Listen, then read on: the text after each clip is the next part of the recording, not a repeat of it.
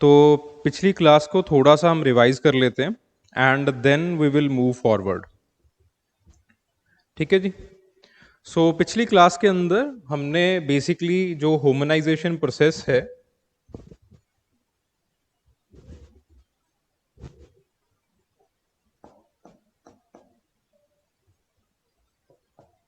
उसकी बात की थी। ठीक है। ह्यूमनाइजेशन प्रोसेस बेसिकली कि आपके पास जो है वो हाउ ह्यूमंस हैव डेवलप्ड। ठीक है, कि आपका एवोल्यूशन, आपका जो डेवलपमेंट है वो कैसे हुआ है। पिछली क्लास के अंदर हमने बेसिकली यही देखा था कि जो आपका डेवलपमेंट है, जो ह्यूमंस का डेवलपमेंट है, वो बेसिकली दो कारणों के कारण हुआ है। पहला है obviously the biological factors and the second is the cultural factors. और इसी के अंदर हमने बेसिकली ये देखा था कि कौन से बायोलॉजिकल फैक्टर्स हैं जिसकी वजह से आपके पास जो है वो ह्यूमंस का विकास हुआ है, और कौन से जो है वो कल्चरल फैक्टर्स हैं। ठीक है, जिसकी वजह से जो है वो एवोल्यूशन जो है वो हुआ है। ठीक है। आपके पास पहली बात आती है बायोलॉजिकल फैक्टर्स की। तीन मेजर बायोलॉजिकल फैक्टर्स हैं इसके अंदर। पहला है क्रेनियल कैपेसिटी का इंक्रीज होना, दूसरा है आपके पास बाइपेडलिज्म आना, या फिर पहले कह लीजिए कि बाइपेडलिज्म आया, फिर उसके बाद क्रेनियल कैपेसिटी जो है वो इंक्रीज हुई, देन उसके बाद साइमल्टेनियसली डेंटेशन, आपका जो है वो दांत जो है वो छोटे होते चले गए, और उसी के साथ साथ जो है वो मैनुअल डेक्सटेरिटी आई, यानी कि दोनों हाथ जो है वो एक टाइम के ऊपर आप यूज कर सकते हो, और आपका जो है वो जो थंब है वो अपोजेबल हो चुका है। ठीक है, that has become opposable. Because of this हम मानते हैं कि जो ह्यूमंस का एवोल्यूशन है वो हुआ है।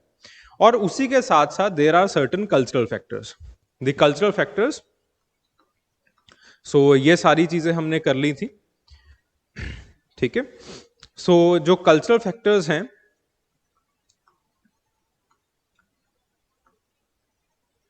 They were the use of tools. ठीक है, कि आपने टूल्स यूज करने स्टार्ट कर दिए। Because of the use of the tools you were able to go into the different environmental niche. ठीक है।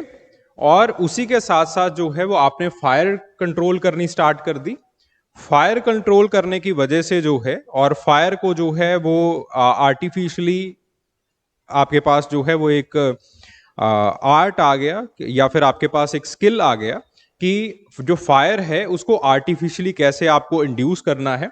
Because of that you were again able to migrate into the different environmental niches, और आपके अंदर जो है वो एक society उत्पन्न हुई, सोसाइटी जो है वो आपके अंदर बनी। ठीक है। दीज वर सर्टन फैक्टर्स जिसकी वजह से जो है वो हम मानते हैं कि आपका जो है वो एक सोशो कल्चरल एवोल्यूशन, या फिर आप जो है सिंपल टर्म्स के अंदर कह लीजिए कि आपका जो है वो एवोल्यूशन हुआ है। ठीक है। This is basically the crux, very simple crux और very simple understanding of the previous lecture. ठीक है। आज का जो लेक्चर रहेगा वो थोड़ा सा जो है वो इस मुद्दे से डिटैच्ड रहेगा। ठीक है, आज के लेक्चर के अंदर we are going to start with the evolutionary theories. ठीक है, पिछला काफी टाइम हो गया था पढ़े हुए, तो थोड़ा सा जो है वो मुझे था कि आपको जो है वो बता दिया जाए। ठीक है, थोड़ा बहुत याद आया पिछला।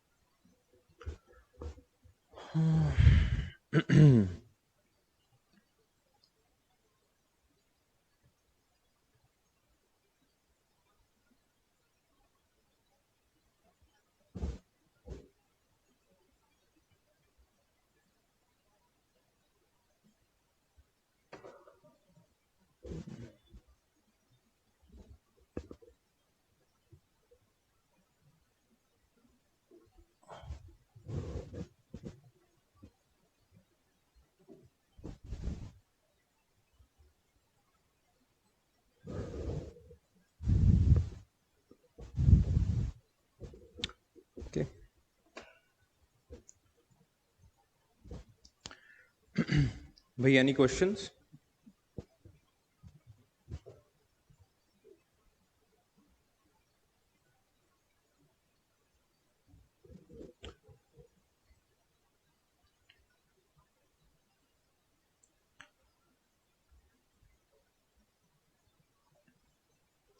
चलिए, सो evolution, again, evolution as a phenomena, it is not only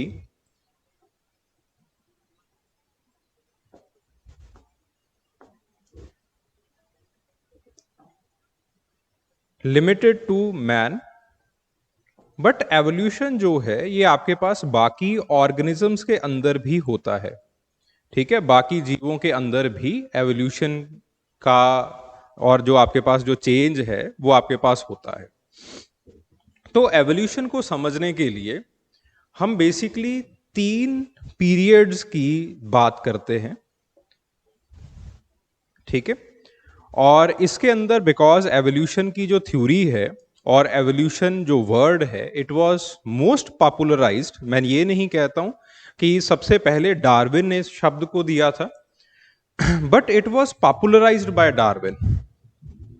तो क्योंकि डार्विन ने इस शब्द को पॉपुलराइज किया था, तो जितनी डार्विन से पहले थ्योरीज हुई हमने उन सारी थ्योरीज को क्लब करके प्री डार्विनियन थ्योरी का जो है वो नाम दे दिया, और जितनी डार्विन के बाद थ्योरीज हुई हैं हमने उन सारी थ्योरीज को क्लब करके जो है वो पोस्ट डार्विनियन थ्योरीज का जो है वो नाम दे दिया है। ठीक है, तो हमने बेसिकली जो है वो एवोल्यूशन को 3 टाइम फ्रेम्स के अंदर जो है, या फिर जितनी भी हमारे पास एवोल्यूशनरी थ्योरीज आई हैं हमने उन थ्योरीज को जो है वो 3 टाइम फ्रेम्स के अंदर जो है वो डिवाइड किया है। ठीक है, सो आपके पास pre Darwinian theories, Darwinian theories and the post Darwinian theories.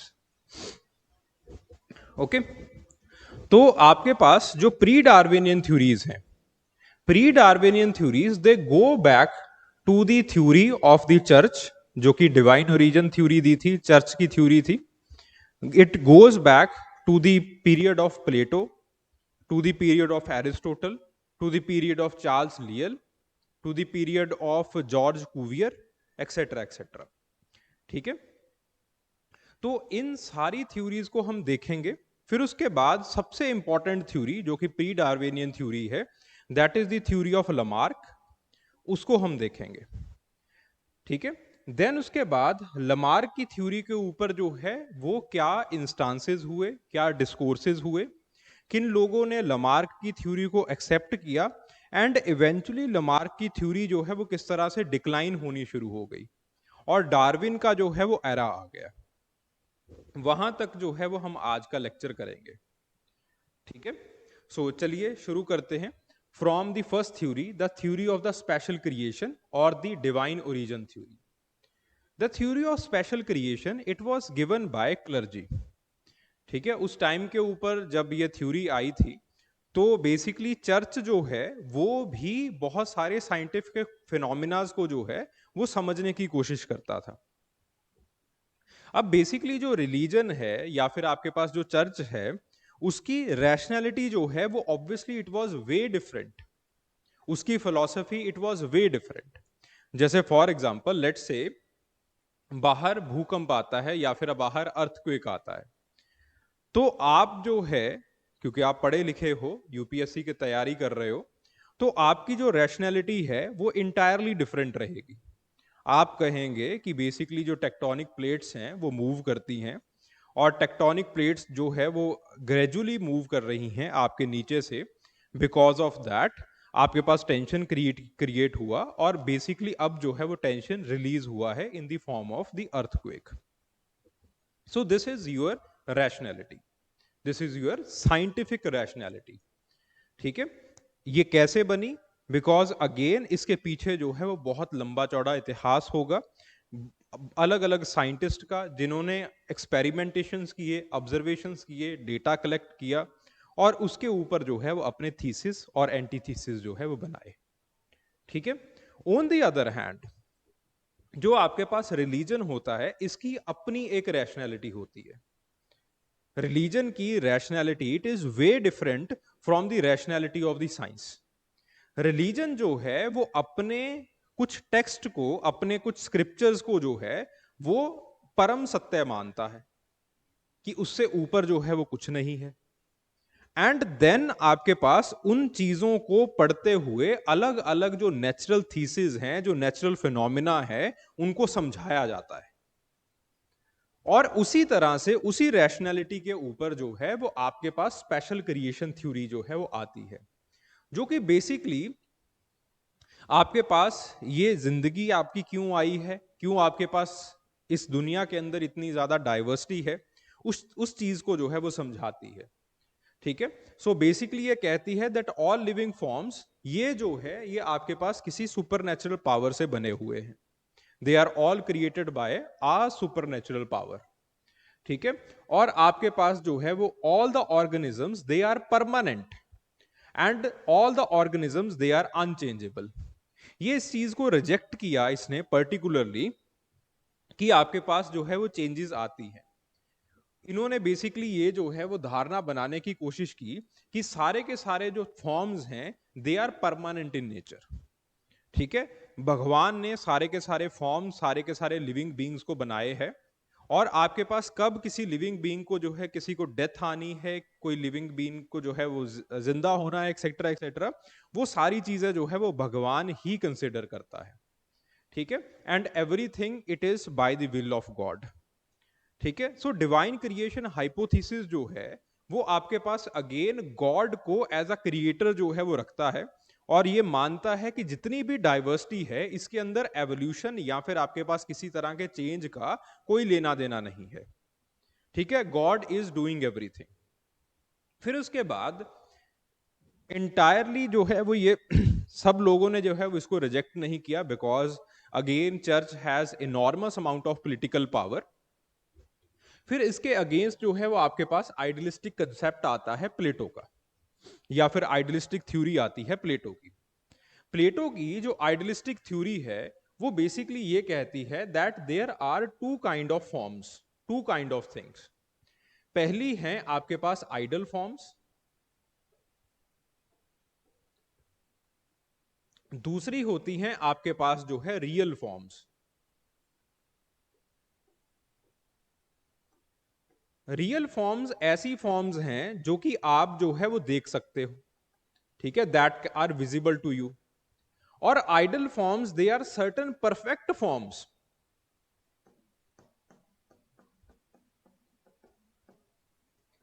जो कि आपको जो है वो अपनी नगन आंखों से जो चीजें जो है वो आपको दिखती नहीं है।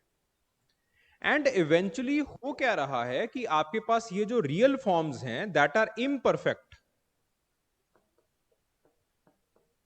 ये धीरे धीरे धीरे धीरे धीरे धीरे जो है वो आइडल फॉर्म की तरफ जो है वो जाएंगे।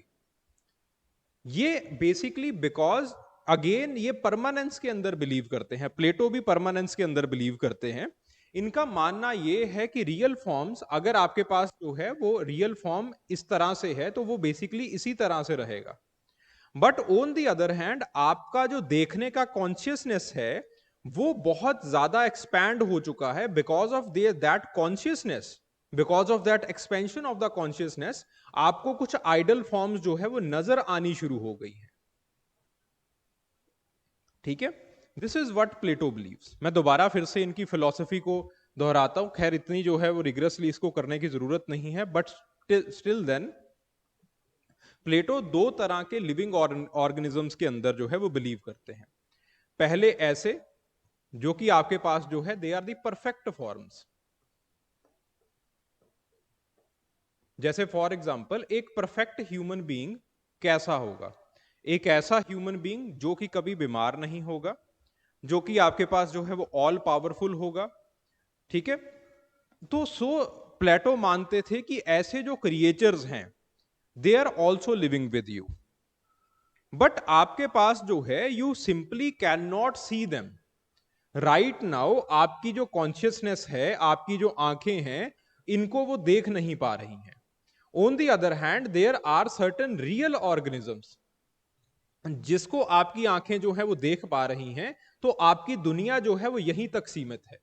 जैसे जैसे इंसान का कॉन्शियसनेस जो है वो बढ़ता चला जाएगा, वैसे वैसे जो है वो और फॉर्म्स को भी जो है वो देखना शुरू कर देगा। ठीक है, सो इस तरह से ही बिलीव्ड इन द परमानेंस। ठीक है, वो कहते हैं कि आज की फॉर्म्स के अंदर डिसहार्मनीज हैं, आप बीमार पड़ते हैं, आपके अंदर मॉर्बिडिटी आती है, एक्सेट्रा एक्सेट्रा। ठीक है, लेकिन इवेंचुअली आप ऐसी फॉर्म्स को भी देखना शुरू कर दोगे जो कि ऑलमोस्ट परफेक्ट है। ठीक है, so again this hypothesis it doesn't supported the evolution. ठीक है, but on the other hand इसने जो है वो अजीब सा एक हमारे पास जो है वो एक फिलॉसफी दे दी, फॉर्म्स की फिलॉसफी जिसको हम कहते हैं। ठीक है, अगेन आगे चल के इसका कोई प्रमाण नहीं मिला, तो इसको हमने जो है वो खारिज कर दिया। फिर उसके बाद एरिस्टोटल की फिलॉसफी आती है। अगेन कुछ एवोल्यूशन से इसका कुछ ज्यादा लेना देना था नहीं, लेकिन उन्होंने जो है with the help of the scale of nature concept ही basically tried to arrange the hierarchical arrangement of the life form to the simplest to the most complex. ठीक है, तो उन्होंने जो है वो सबसे जो सिंपलेस्ट लाइफ फॉर्म थी और आपके पास जो मोस्ट कॉम्प्लेक्स लाइफ फॉर्म थी उसको अरेंज करके टेक्सोनॉमिकली जो है वो अरेंज करके लिख के जो है वो दिखाया। सो जो सबसे पहली टेक्सोनॉमी बनी थी वो आपके पास जो है वो एरिस्टोटल ने बनाई थी। लेकिन again he was not in the favour of the evolution. ठीक है, उनका यह मानना था कि आपके पास इस तरह से एक ऑर्डरली अरेंजमेंट के अंदर हम लिविंग ऑर्गेनिजम्स को क्लासिफाई कर सकते हैं। So he was in the favour of the implied order, कि इस तरह से भगवान ने जो है वो आपके पास सबसे सिंपल से सिंपल ऑर्गेनिजम्स भी बनाए हैं, या फिर आपके पास जो है वो इस दुनिया के अंदर सिंपल से सिंपल ऑर्गेनिजम्स भी हैं और सबसे से ज्यादा कॉम्प्लेक्स ऑर्गेनिजम्स भी हैं। ठीक है, लेकिन वो सिंपल से कॉम्प्लेक्स कैसे बने इसका जो है वो इनके पास कोई जवाब नहीं था। ठीक है, so basically what he did was कि एक टेक्सोनॉमिकल अरेंजमेंट के अंदर सिंपल ऑर्गेनिजम्स और कॉम्प्लेक्स ऑर्गेनिजम्स के ऑर्डर को जो है वो इन्होंने लिख दिया। फिर उसके बाद the concept of the gradualism it came. The concept of gradualism, it became the foundations of the Darwinian evolution. Darwin इनसे जो है वो काफी ज्यादा प्रभावित थे।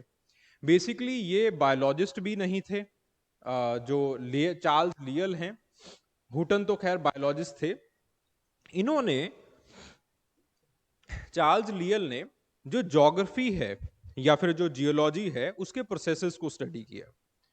चार्ल्स लियल कहते हैं कि अगर हम जो जियोलॉजी है उसको अगर हम स्टडी करें तो हमें यह पता चलेगा कि जो अर्थ फॉर्म्स हैं या फिर आपके पास जो लेक्स हैं, जो रिवर्स हैं, वो ग्रेजुअली बनते हैं। अगर आपको पहाड़ बनाना है तो ऐसा नहीं कि एकदम से आपकी आंख खुलेगी और सुबह जो है वो एक पहाड़ तैयार हो जाएगा। एक पहाड़ को बनने में बहुत सारा टाइम लगता है। ठीक है, सिमिलरली रिवर, एक रिवर को बनने में ऐसा नहीं है कि सुबह आपकी आंख खुलेगी और आपको जो है वो नदियां बहती नजर आएंगी, ऐसा भी नहीं होगा। अगेन नदियों को बनने में बहुत ज्यादा टाइम लग जाता है, सिमिलरली लेक्स एक्सेट्रा एक्सेट्रा। तो इन्होंने इस तरह से जो है वो अपनी फिलॉसफी ऑफ ग्रेजुअलिज्म को लिखा। फिर उसके बाद इन्हीं को ज्वाइन करते हैं एक बायोलॉजिस्ट, नाम है जेम्स हुटन। तो जेम्स हुटन जो है वो लिविंग फॉर्म्स के बारे में बात करते हैं। जेम्स हुटन कहते हैं कि लिविंग बीइंग्स के साथ भी यही कारनामा है, कि लिविंग बीइंग्स जो है वो अगेन वो भी इसी तरह से धीरे धीरे से जो है वो इवॉल्व करते हैं। ऐसा नहीं है कि एकदम से जो है वो आपकी कॉन्शियसनेस जो है वो इंक्रीज होगी और आपको ऐसे क्रिएचर्स दिखना शुरू हो जाएंगे जो कि पहले आपको दिखाई नहीं देते थे। ये बिल्कुल जो है ये कहते हैं कि ये फिलॉसफी बिल्कुल गलत है। On the other hand living beings के अंदर भी जैसे जियोलॉजी के अंदर ग्रेजुअली चेंजेस आती हैं, लिविंग बीइंग्स के अंदर भी ऐसी चेंजेस आती हैं। But on the other hand बिल्कुल डार्विन की फिलॉसफी की तरह ही जो है वो जेम्स हुटन की फिलॉसफी भी लगती है हमें। But on the other hand he was not able to empirically testify his argument. क्योंकि एम्पिरिकल एविडेंसेस हमें नहीं मिले, तो इसलिए जो है वो इनका आर्गुमेंट हल्का लगने लगा। ओके, सो आपके पास जो है वो इस तरह से जेम्स हुटन ने ये बताया that the life evolves gradually adapting to the environmental changes, क्योंकि एनवायरमेंट जो है वो ग्रेजुअली चेंज करता है, और आपके पास एनवायरमेंट ग्रेजुअली चेंज होने की वजह से लाइफ फॉर्म्स इसको अडेप्ट करने की कोशिश करती हैं, तो उन लाइफ फॉर्म्स के अंदर भी कुछ ग्रेजुअल चेंजेस जो है वो आते हैं। ठीक है, so it basically made the scientific explanations of the evolution. ठीक है, on the other hand there was another explanation, और एक और स्कूल ऑफ थॉट जो है वो पैदा हुआ, जिसको हम कैटास्ट्रोफिज्म कहते हैं। ठीक है, that was developed by George Cuvier. George Cuvier started by the excavation of the fossils. ठीक है, तो उन्होंने बेसिकली जॉर्ज कुवियर ने, बिकॉज उस टाइम तक जो है वो साइंटिफिक डेवलपमेंट काफी ज्यादा हो चुकी थी, आपने एक्सकेवेशंस करनी जो है वो स्टार्ट कर दी थी, तो उन्होंने जो है वो बेसिकली ये कहा कि आपके पास जो है वो अगेन काफी टाइम तक एक तरह का लाइफ फॉर्म जो है वो रहता है।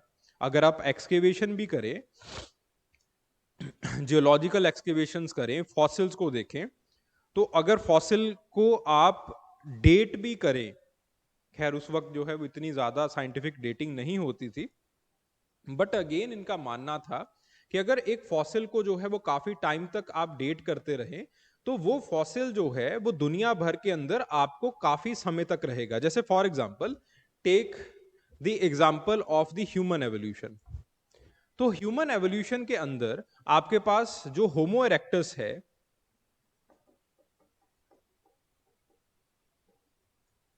ये कम से कम जो है वो 1 मिलियन ईयर्स अगो तक, एक 10 लाख साल तक जो है वो ये यहां पे रहा है, अर्थ के ऊपर रहा है, अलग अलग लाइफ फॉर्म्स के अंदर, अलग अलग डाइवर्सिटी के अंदर। ठीक है, फिर उसके बाद ये जो है वो एकदम से चला गया। फिर उसके बाद एक नया लाइफ फॉर्म जो है वो आया, लेट से नियंदरथाल मैन आ गया। ठीक है, नियंदरथाल मैन काफी टाइम तक रहता है, लेट से वो जो है वो 70,000 साल रहता है। फिर उसके बाद आपके पास जो है वो होमोसेपियंस आना शुरू हो जाते हैं, एक्सेट्रा एक्सेट्रा। ठीक है, और 1.5 लाख साल जो है वो नियंदरथाल मैन रहता है। सो इस तरह से बेसिकली ये मानते हैं कि काफी टाइम तक एक लिविंग ऑर्गेनिज्म जिंदा रहता है, फिर उसके बाद उसकी डेथ हो जाती है, फिर एक नया लिविंग ऑर्गेनिज्म जो है वो आ जाता है, फिर उसकी डेथ हो जाती है, फिर एक नया लिविंग ऑर्गेनिज्म आ जाता है, फिर उसकी डेथ हो जाती है। इस तरह से आपके पास जो बर्थ और डेथ का जो साइकिल है वो चलता रहता है। अगेन जॉर्ज कुवियर ने इस चीज को डिविनिटी के साथ जो है वो जोड़ दिया। वो कहते हैं कि अगेन जीवन और मरण दोनों चीजें जो है वो डिविनिटी के हाथ में होते हैं, डिवाइन इंटरवेंशन के हाथ में होते हैं। तो इसलिए जो है वो नई forms of life they are created after the death of the previous form, that is by the divine power. ठीक है, और ये जो है वो इस चीज को सब्सटेंशिएट करके दिखाते हैं with the help of his fossils और द फॉसिल डिस्कवरीज। क्योंकि उस टाइम के ऊपर हमारा जो एनवायरमेंटल हाइपोथेसिस है, या फिर आपके पास बाकी और हाइपोथेसिस जो है वो बने नहीं होते हैं, तो काफी सारे लोग जो है वो इस चीज को मानते हैं कि आपके पास इनकी जो एक्सटेंशन हो रहा है, एकदम से फॉसिल जो है वो अगले स्ट्रेटा के अंदर ही मिलने बंद हो जाते हैं, तो ये जो एक्सटेंशन हो रहा है it is because of the divine intervention. ठीक है, तो इस तरह से आपके पास जो है these are certain pre Darwinian theories. ठीक है, कि प्री डार्विनियन थ्योरीज के अंदर थियोलॉजी भी आ गई, फिलॉसफी भी आ गई, और आपके पास इसके बाद जो सबसे ज्यादा पॉपुलर थ्योरी बनती है that is the theory of Lamarck और द लमार्कियन थ्योरी ऑफ एवोल्यूशन। और ये थ्योरी जो है वो इंपॉर्टेंट है। पिछली थ्योरी तो सिर्फ आपको जो है वो एक स्टेज दे रही थी कि आपके पास जो है वो एवोल्यूशन किस तरह से होता है। ठीक है, anybody having any kind of doubt?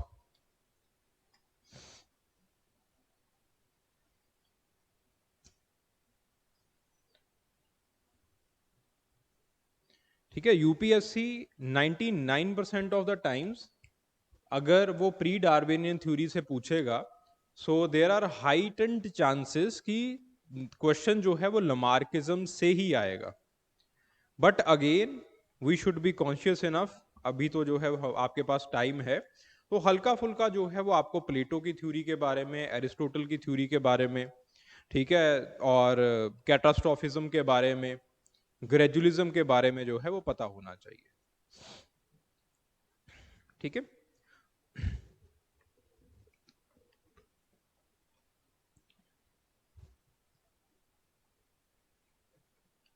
So Lamarck ने अपनी एक किताब लिखी थी the philosophic zoology. Philosophic zoology के अंदर लमार्क बेसिकली चेंज के बारे में जो है वो बात करते हैं कि आखिरकार जो है वो लिविंग ऑर्गेनिजम्स के अंदर चेंज क्यों आता है। सबसे पहले उन्होंने डाइवर्सिटी के बारे में बात की है इस किताब के अंदर, कि लिविंग फॉर्म्स की बहुत सारी डाइवर्सिटी है जो कि आपको जो है वो आपके इर्द गिर्द जो है वो दिखाई देती है। ठीक है, उन्होंने ह्यूमन बींग से स्टार्ट किया, प्लांट्स को दिखाया, एनिमल्स को दिखाया। उन्होंने दिखाया कि किस तरह से आपके पास बहुत सारे ऐसे एनिमल्स हैं जिनके एनाटॉमिकल फीचर्स जो है वो तकरीबन सेम है, but on the other hand the certain anatomical features they are different. जैसे फॉर एग्जांपल उन्होंने हॉर्स और जिराफ को कंपेयर किया। उन्होंने दिखाया कि आपके पास जो है वो हॉर्स और जिराफ, अगर उनके टांगों के स्ट्रक्चर को जो है वो देख लिया जाए तो there there are quite similarities in that. ठीक है, टांगों का स्ट्रक्चर जो है वो दोनों का सिमिलर है। अगर उनके स्टमक के स्ट्रक्चर को देख लिया जाए, again there are similarities in that. ठीक है, but on the other hand there are extreme differences in the neck.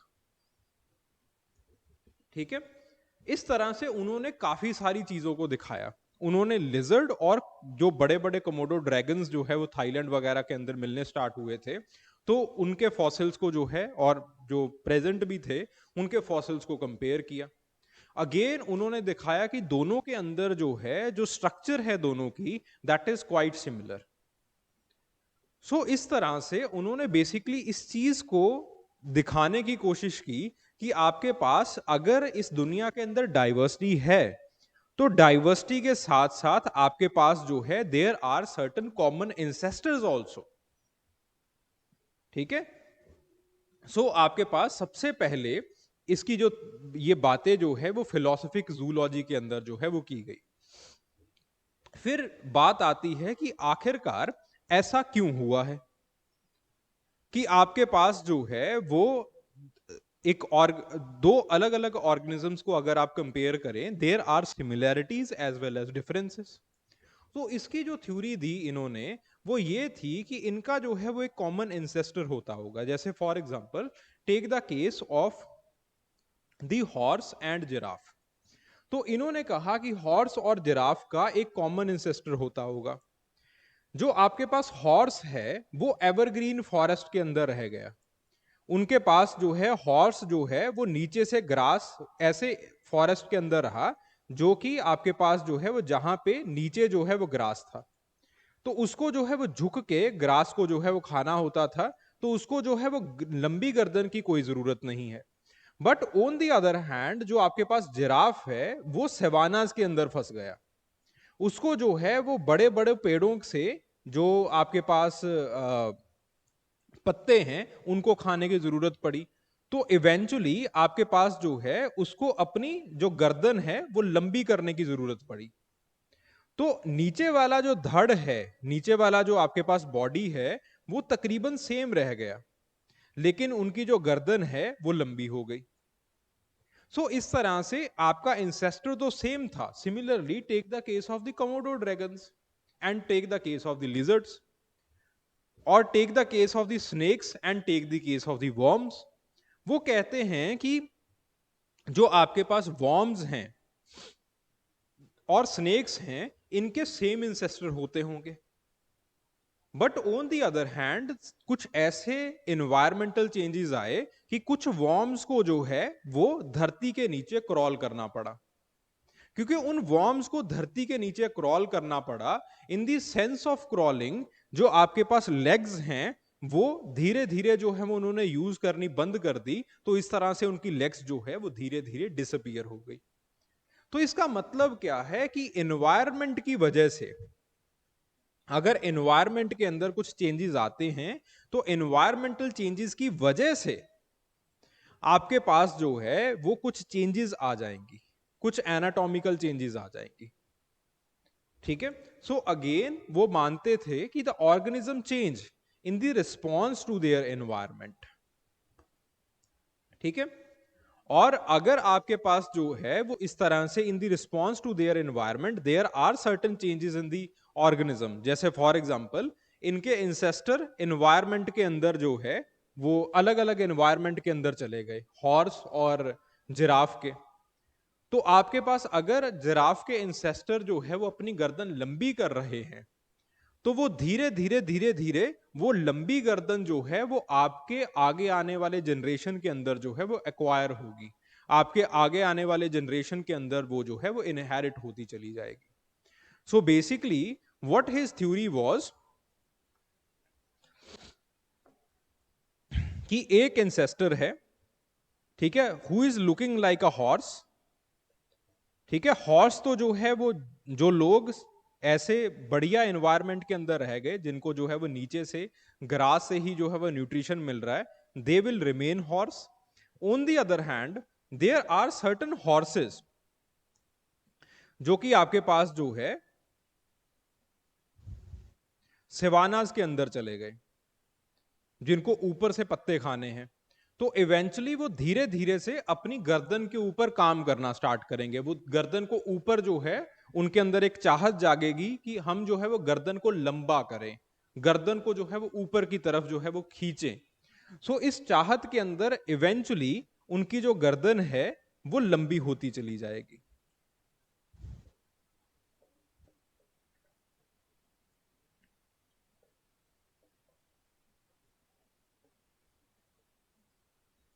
ठीक है, and eventually they will become giraffe. तो इस तरह से इन्होंने बड़े ही वियर्ड से तरीके से जो है वो आपके पास एक एवोल्यूशन की थ्योरी दी। ठीक है,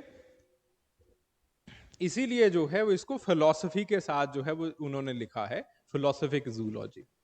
ठीक है, what are the postulates of Lamarck. पहला पोस्टुलेट है द इनर अर्ज, जिसको आप द थ्योरी ऑफ ग्रोथ भी कहते हो। वापस हम अपने जिराफ के पास चलते हैं, वो जिराफ जिसने अपनी गर्दन को जो है वो लंबा कर लिया था। अब बेसिकली इस घोड़े के पास सबसे इंपॉर्टेंट चीज क्या है, लमार्क इस चीज को क्वेश्चन करते हैं।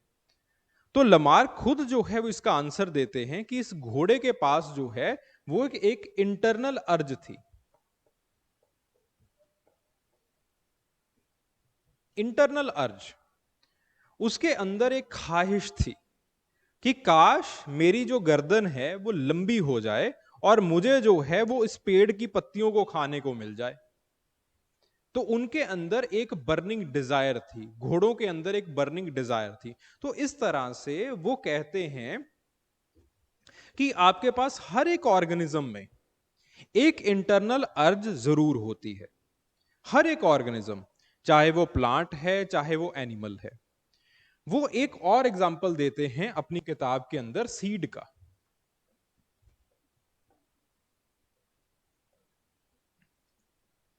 ठीक है, तो सीड के एग्जाम्पल के अंदर अगेन वो इसी चीज को बताते हैं कि आपके पास एक छोटा सा सीड है, उस सीड को जब आप धरती के अंदर बोते हो तो उस सीड के अंदर भी एक इंटरनल अर्ज है। ठीक है, एक विटे है और अर्ज है। तो वो जो विटे या अर्ज जो है वो धरती से बाहर निकलना चाहती है, वो चाहती है कि मैं धरती से बाहर निकलूं। तो इस धरती के बाहर निकलने के चक्कर में आपके पास जो सीड है वो ग्रो करना स्टार्ट कर देता है, and this seed it turns into a plant. और इस फिनोमिना को हम लोग सब लोग देखते हैं कि आपके पास सीड जो है वो जर्मिनेट करता है। वो जर्मिनेशन का कारण जो है वो अगेन इंटरनल अर्ज को बताते हैं, और वो इंटरनल अर्ज अगेन यूनिवर्सल जो है वो बताते हैं that it is almost universal. और यहीं से वो देते हैं द थ्योरी ऑफ ग्रोथ। वो कहते हैं कि बच्चा है आपके पास, तो बच्चा जो है वो अगेन उसकी हाइट इंक्रीज क्यों होती है, तो इसका कारण भी जो है वो इंटरनल अर्ज को दिया जाता है। वो कहते हैं कि हर एक बच्चे के अंदर जो है वो एक इंटरनल अर्ज है, ठीक है, जो आपके पास जो है वो एलन विटे है। एलन का मतलब इंटरनल, विटे का मतलब जो है वो वाइटल एनर्जी, जो इंटरनल अर्ज है, ठीक है। वो होती है कि वो चाहता है कि उसकी हाइट बढ़े, उसका जो है वो मानसिक ग्रोथ हो। तो वो जो इंटरनल अर्ज है बच्चों के अंदर बड़े होने की, वही इंटरनल अर्ज जो है वो उनकी हाइट को लंबा कर देती है, ठीक है। सो इस तरह से सबसे पहला पॉस्टुलेट जो है वो आपके पास एलन वेटे का जो लमार्क है वो देते हैं, ठीक है। So there is an internal force that drives the growth and development, ठीक है। और आपके पास हर किसी इंसान की एक नेचुरल टेंडेंसी होती है डेवलपमेंट की। वो जो है वो आपके पास ग्रोथ करना चाहता है, बच्चा जो है वो ग्रो होना चाहता है, बड़ा होना चाहता है, ठीक है। वो जो है वो ये सारी चीजें they are seen in the seeds, they are seen in the zygotes. और वो कहते हैं कि आपके पास जो सीड है, जो प्लांट है, वो भी इसी इंटरनल अर्ज की वजह से जो है वो ग्रो करता है, ठीक है।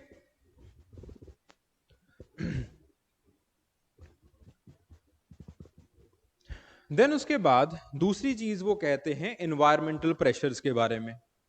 वो कहते हैं दैट दीज एनवायरमेंटल प्रेशर्स ये भी बहुत वाइटल हैं। क्यों? बिकॉज ये एनवायरमेंटल प्रेशर्स जो है वो अगेन ये नए नीड्स को, नए विटे को, नए अर्जेस को जो है वो क्रिएट करते हैं। जैसे for example take the case of the giraffe, ठीक है। तो जिराफ के अंदर जो है वो अगेन वो कहते हैं कि पहले जो है देयर वर एवरग्रीन फॉरेस्ट्स, ठीक है, there were grass etcetera etcetera. तो वो जो जिराफ्स थे they can eat the grass, they can have their nutrition, they were comfortable. But eventually the environment it changed.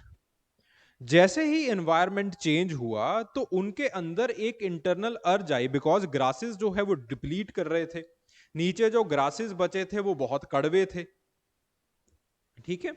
तो जो आपके पास उनके अंदर एक इंटरनल अर्ज आई कि हम काश जो ऊपर वाले पत्ते हैं, जो टहनियों के पत्ते हैं, उनको खा सकें।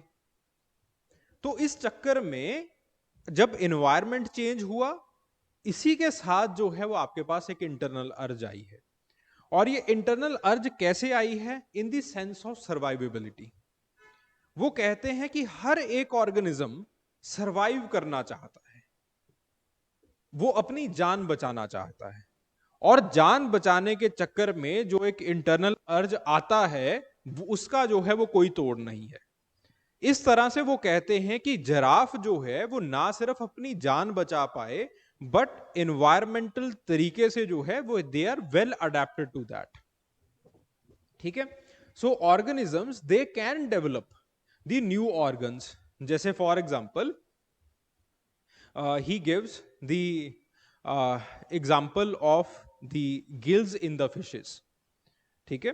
तो वो कहते हैं कि पहले जो है वो आपके पास there were all terrestrial animals, लेकिन धीरे धीरे जो है वो some of the animals they went into the water, ठीक है। तो उनका मानना था, अगेन चीजें जो है वो ऑब्वियसली उल्टी हुई थी, बट उनका मानना था कि आपके पास जैसे ही आप वाटर के अंदर गए, you started to develop the gills. तो आपने जो है वो अपने आप को गिल्स की जो है वो आपने डेवलप कर लिए, ठीक है। सो you can modify the existing once also. आप एग्जिस्टिंग ऑर्गन्स को भी मॉडिफाई कर सकते हो। जैसे फॉर एग्जाम्पल नेक को जिराफ ने जो है वो मॉडिफाई किया, अपनी जो लेग्स हैं उनको जो है वो डिलीट कर दिया स्नेक ने। So you can add something, you can modify something, you can delete something. According to your own internal urge. और इंटरनल अर्ज कौन बनाएगा? इन्वायरमेंट बनाएगा। ठीक है। सो आपके पास the adaptations they occur to meet the environmental challenges. ठीक है। देन उसके बाद इसी चीज को समझाते हुए वो एक और थ्योरी देते हैं, the theory of use and disuse. Theory of use and disuse को वो कुछ इस तरह से समझाते हैं, जैसे for example take the case of snake. अब स्नेक जैसे ही होल्स के अंदर जाना शुरू हुआ, जैसे ही वो जो है धरती के अंदर जाना शुरू हुआ, तो स्नेक जो है वो अब धरती के अंदर होल्स के अंदर जो है वो उसको क्रॉल करके जाना है। और जो लेग्स हैं, जो छोटे छोटे अगर पांव भी हो गए उसके, so they will be obstruction in that. ठीक है। तो बेसिकली लमार्क सेज कि धीरे धीरे उसने अपनी लेग्स को यूज करना बंद कर दिया। बिकॉज उसने अपनी लेग्स को यूज करना बंद कर दिया, this was seen by nature, और उनकी लेग्स जो है वो धीरे धीरे धीरे धीरे से जो है वो खत्म होनी शुरू हो गई। And all these changes they were inherited. वो अगली जनरेशन के अंदर, स्नेक्स की अगली जनरेशन के अंदर जो है वो इनहेरिट होनी शुरू हो गई। ठीक है। This is the postulate of disuse. Okay. तो आप कुछ ऐसी चीजें भी होती हैं जिनको आप यूज करना छोड़ देते हो, और वो जो है disuse, it weakens them, and then eventually धीरे धीरे से वो चीजें जो है वो डिलीट हो जाती हैं आपकी आपकी आगे आने वाली जनरेशन्स के अंदर। ठीक है।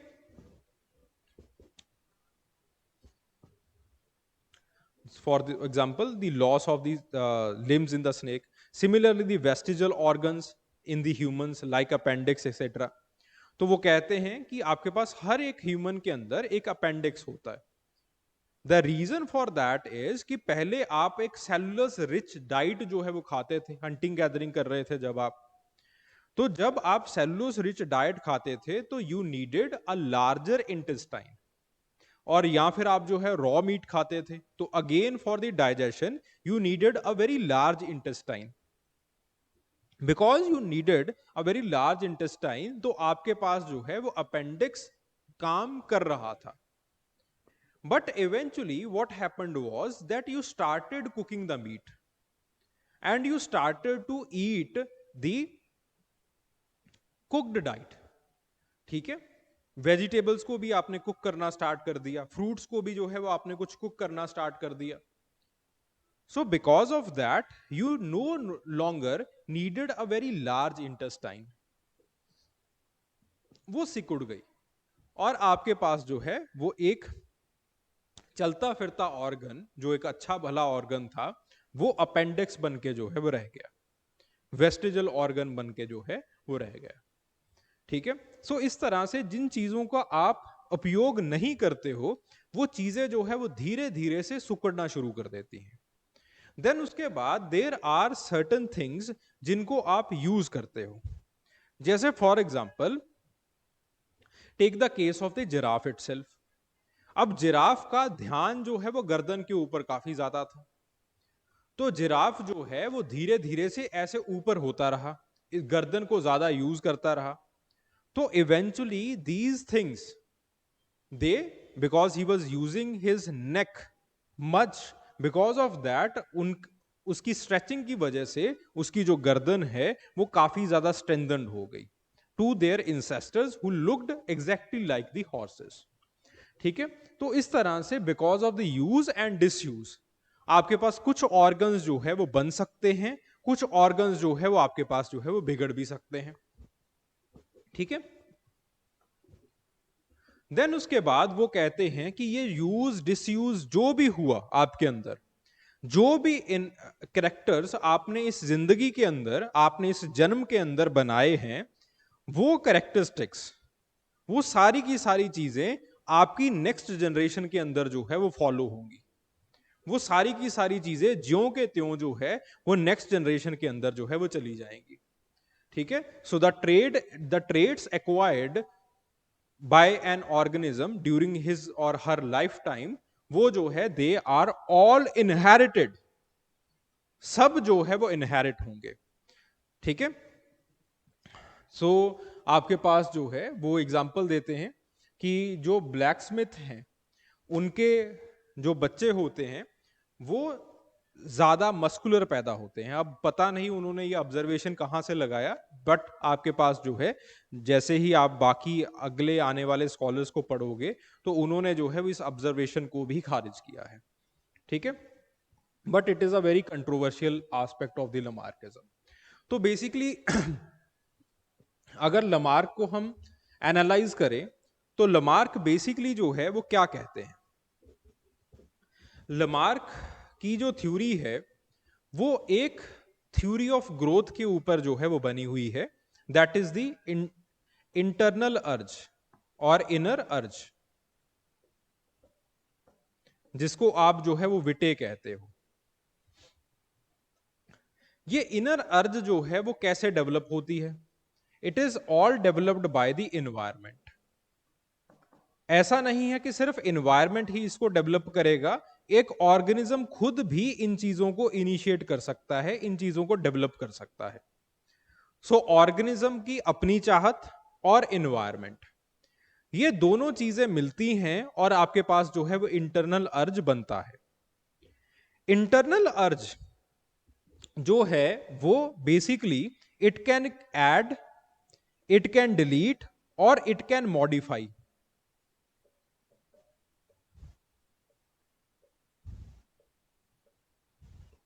अ न्यू ऑर्गन।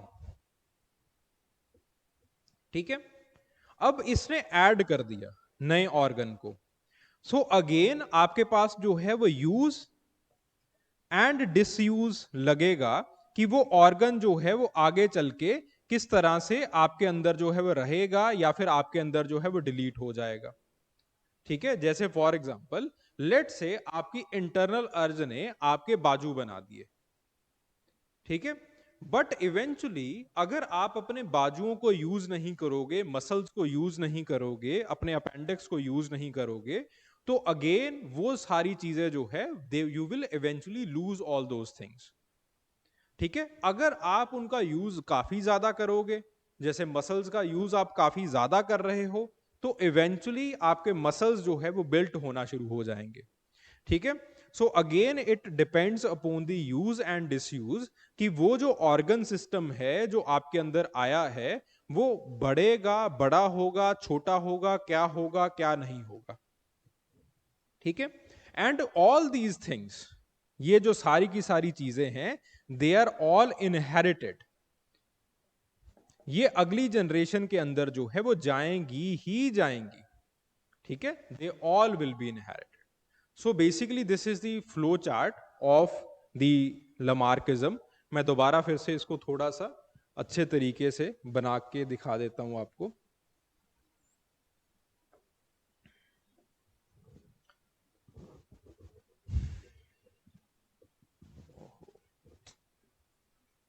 यहीं पे बना लेते हैं।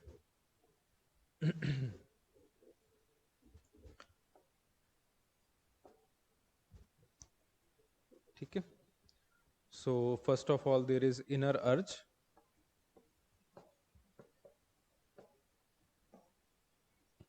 Inner urge it is made up by an organism. ठीक है, मैं शॉर्ट फॉर्म्स के अंदर लिखूंगा, इसको थोड़ा सा आप जो है वो प्रॉपरली लिख लीजिएगा। And it is made by the environment. ठीक है, यही इंटरनल इनर अर्ज जो है वो कुछ ऑर्गेनेलीज को it can add, it can delete और it can modify new organs और एग्जिस्टिंग ऑर्गन्स। ठीक है, एंड बेसिकली इस वजह से ये जो ऑर्गन्स हैं अगेन आपके पास ये बड़े होंगे, छोटे होंगे, मॉडिफाई किस तरह से होंगे, they it will be dependent upon what use and disuse. ठीक है,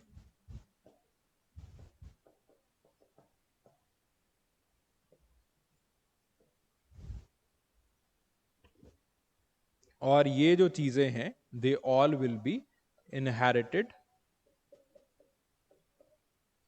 to the next generation, and eventually the evolution it will be started or evolution will be there. ठीक है. सो आपके पास जो है वो दिस इज हाउ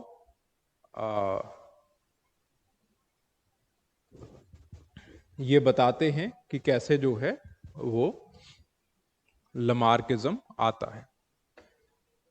ठीक है, ये लमार्क ने इस तरह से एवोल्यूशन को जो है वो बताया है.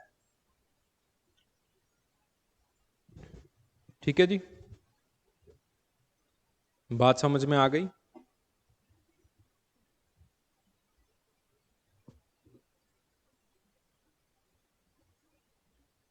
चलिए,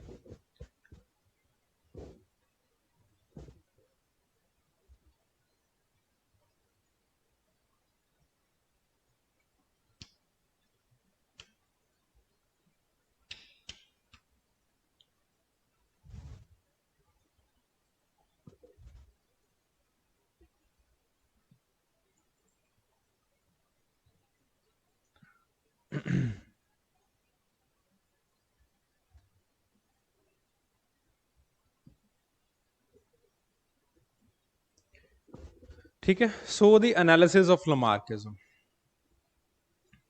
अब बेसिकली जैसे हर कोई थ्योरी आती है, इतनी बढ़िया थ्योरी दी है इन्होंने, और ये खैर उस वक्त की, अभी जो है वो आपको ऐसा लग रहा होगा कि ये क्या ही थ्योरी है. ठीक है, ऐसा थोड़ी ना होता है. ठीक है, लेकिन उस वक्त के लिए जो है it was quite a revolutionary theory, जो कि डाइवर्सिटी को समझाती है, जो कि आपके पास एवोल्यूशन कैसे होता है उस चीज को समझाती है. ठीक है. सो आपके पास इस थ्योरी को लेके दो पक्ष के अंदर जो है वो लोग बट गए. जो स्कॉलर्स थे उस वक्त के, दो पक्ष के अंदर बट गए, और काफी टाइम तक जो है वो लोग बटे रहे हैं. पहले ऐसे स्कॉलर्स थे जो कि लमार्क को बिल्कुल सही मानते थे. ठीक है, they were called the pro Lamarckians. And then there were the scholars जो कि आपके पास जो है वो इस थ्योरी को सपोर्ट नहीं करते थे. रादर देन दैट, लमार्क के कुछ टाइम बाद जो है वो 1950s वगैरह के अंदर एक और नए साइंटिस्ट आए, एक और नए स्कॉलर आए जिनका नाम था डार्विन. वो जो है वो डार्विन को सपोर्ट करने लगे. ठीक है, तो उनको जो है वो बेसिकली हम प्रो डार्विनियंस कहते थे. प्रो डार्विनियंस जो है वो अगेन डार्विन की थ्योरी को सपोर्ट करते थे, जो कि बेसिकली अगेन ये मानती थी कि आपके पास एनवायरनमेंट की वजह से चेंजेस तो होती हैं, बट डार्विन की थ्योरी ने जो सेंट्रल पॉइंट है लमार्क का, इंटरनल अर्ज का जो पॉइंट है, उसको खारिज किया था.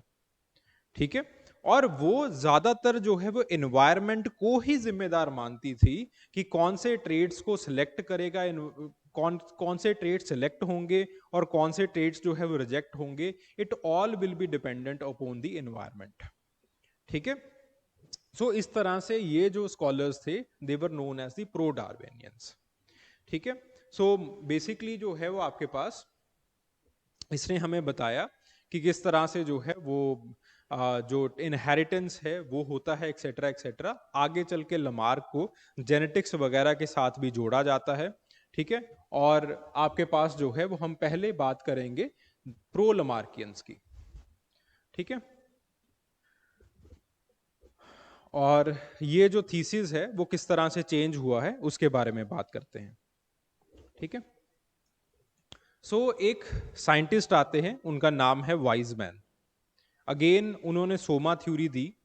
ठीक है, सोमा थ्योरी जो है वो, या फिर ऐसे कह सकते हैं कि सोमा थ्योरी इनसे इंस्पायर्ड थी, जो कि आगे चल के आप ग्रोथ एंड डेवलपमेंट वाले चैप्टर वगैरह के अंदर भी जो है वो पढ़ेंगे. तो वाइजमैन ने बेसिकली जो है वो लमार्किज्म को चैलेंज किया. ठीक है, अपनी with the help of the germ plasm theory. तो बेसिकली उन्होंने कहा कि दो तरह के सेल्स होते हैं. एक सेल ऐसे होते हैं जो कि आप इनहेरिट करते हो, दूसरे सेल्स ऐसे होते हैं जो कि आपके पास जो है वो इनहेरिट नहीं होते. ठीक है, there are two types of cells, there are two types of spheres.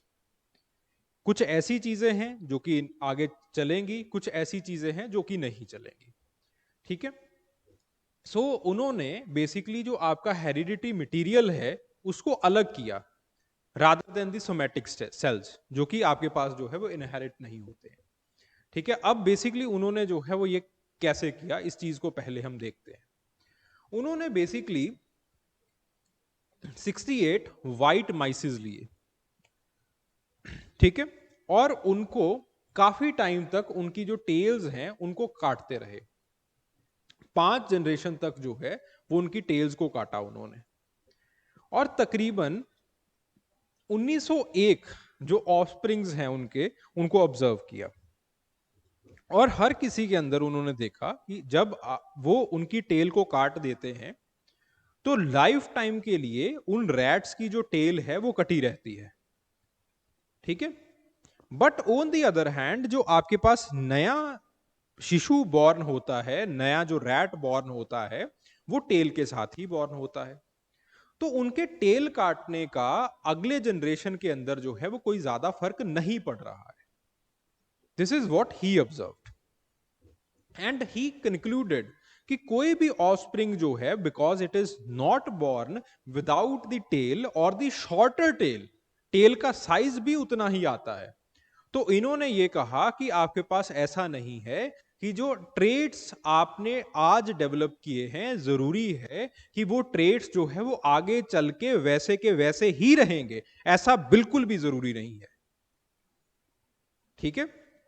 तो उसे उन्होंने इसी चीज के ऊपर जो है वो आपकी जर्म प्लाज्म की थ्योरी दी, जो आगे चल के जो है वो सोमा थ्योरी वगैरह भी बनती है, ठीक है। तो उन्होंने जो है वो बेसिकली ये कहा कि आपके पास जो हेरिडिटी मटेरियल है जर्म सेल्स के अंदर, सिर्फ और सिर्फ वो मटेरियल जो है वो अगले जनरेशन के अंदर ट्रांसफर होता है। जब मैं जो रैट था, माइस था, उसकी जब मैं टेल काट रहा था, तो वो जो कटी हुई टेल है वो उसी जनरेशन के अंदर रहेगी, वो अगली जनरेशन के अंदर जो है वो इनहेरिट नहीं होगी। क्यों?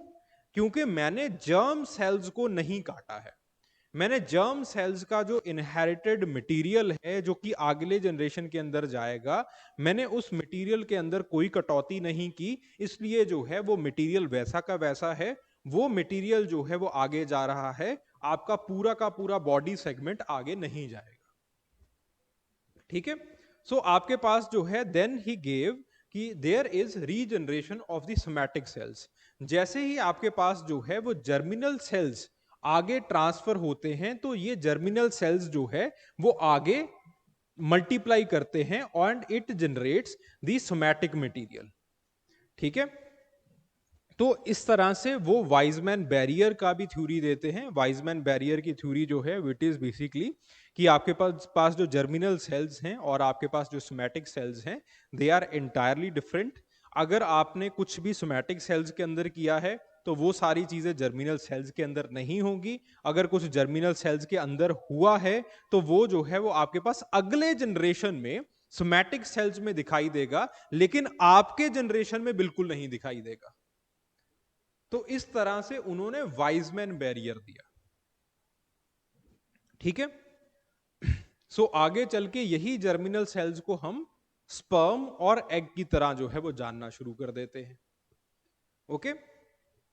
सो अगर स्पर्म और अकॉर्डिंग टू वाइजमैन, अगर स्पर्म और जो एग है उसके अंदर अगर कुछ होता है, उनके हेरिडिटी मटेरियल के अंदर अगर कुछ होगा, तभी जो है वो चेंजेस अगली जनरेशन के अंदर ट्रांसफर होती हैं।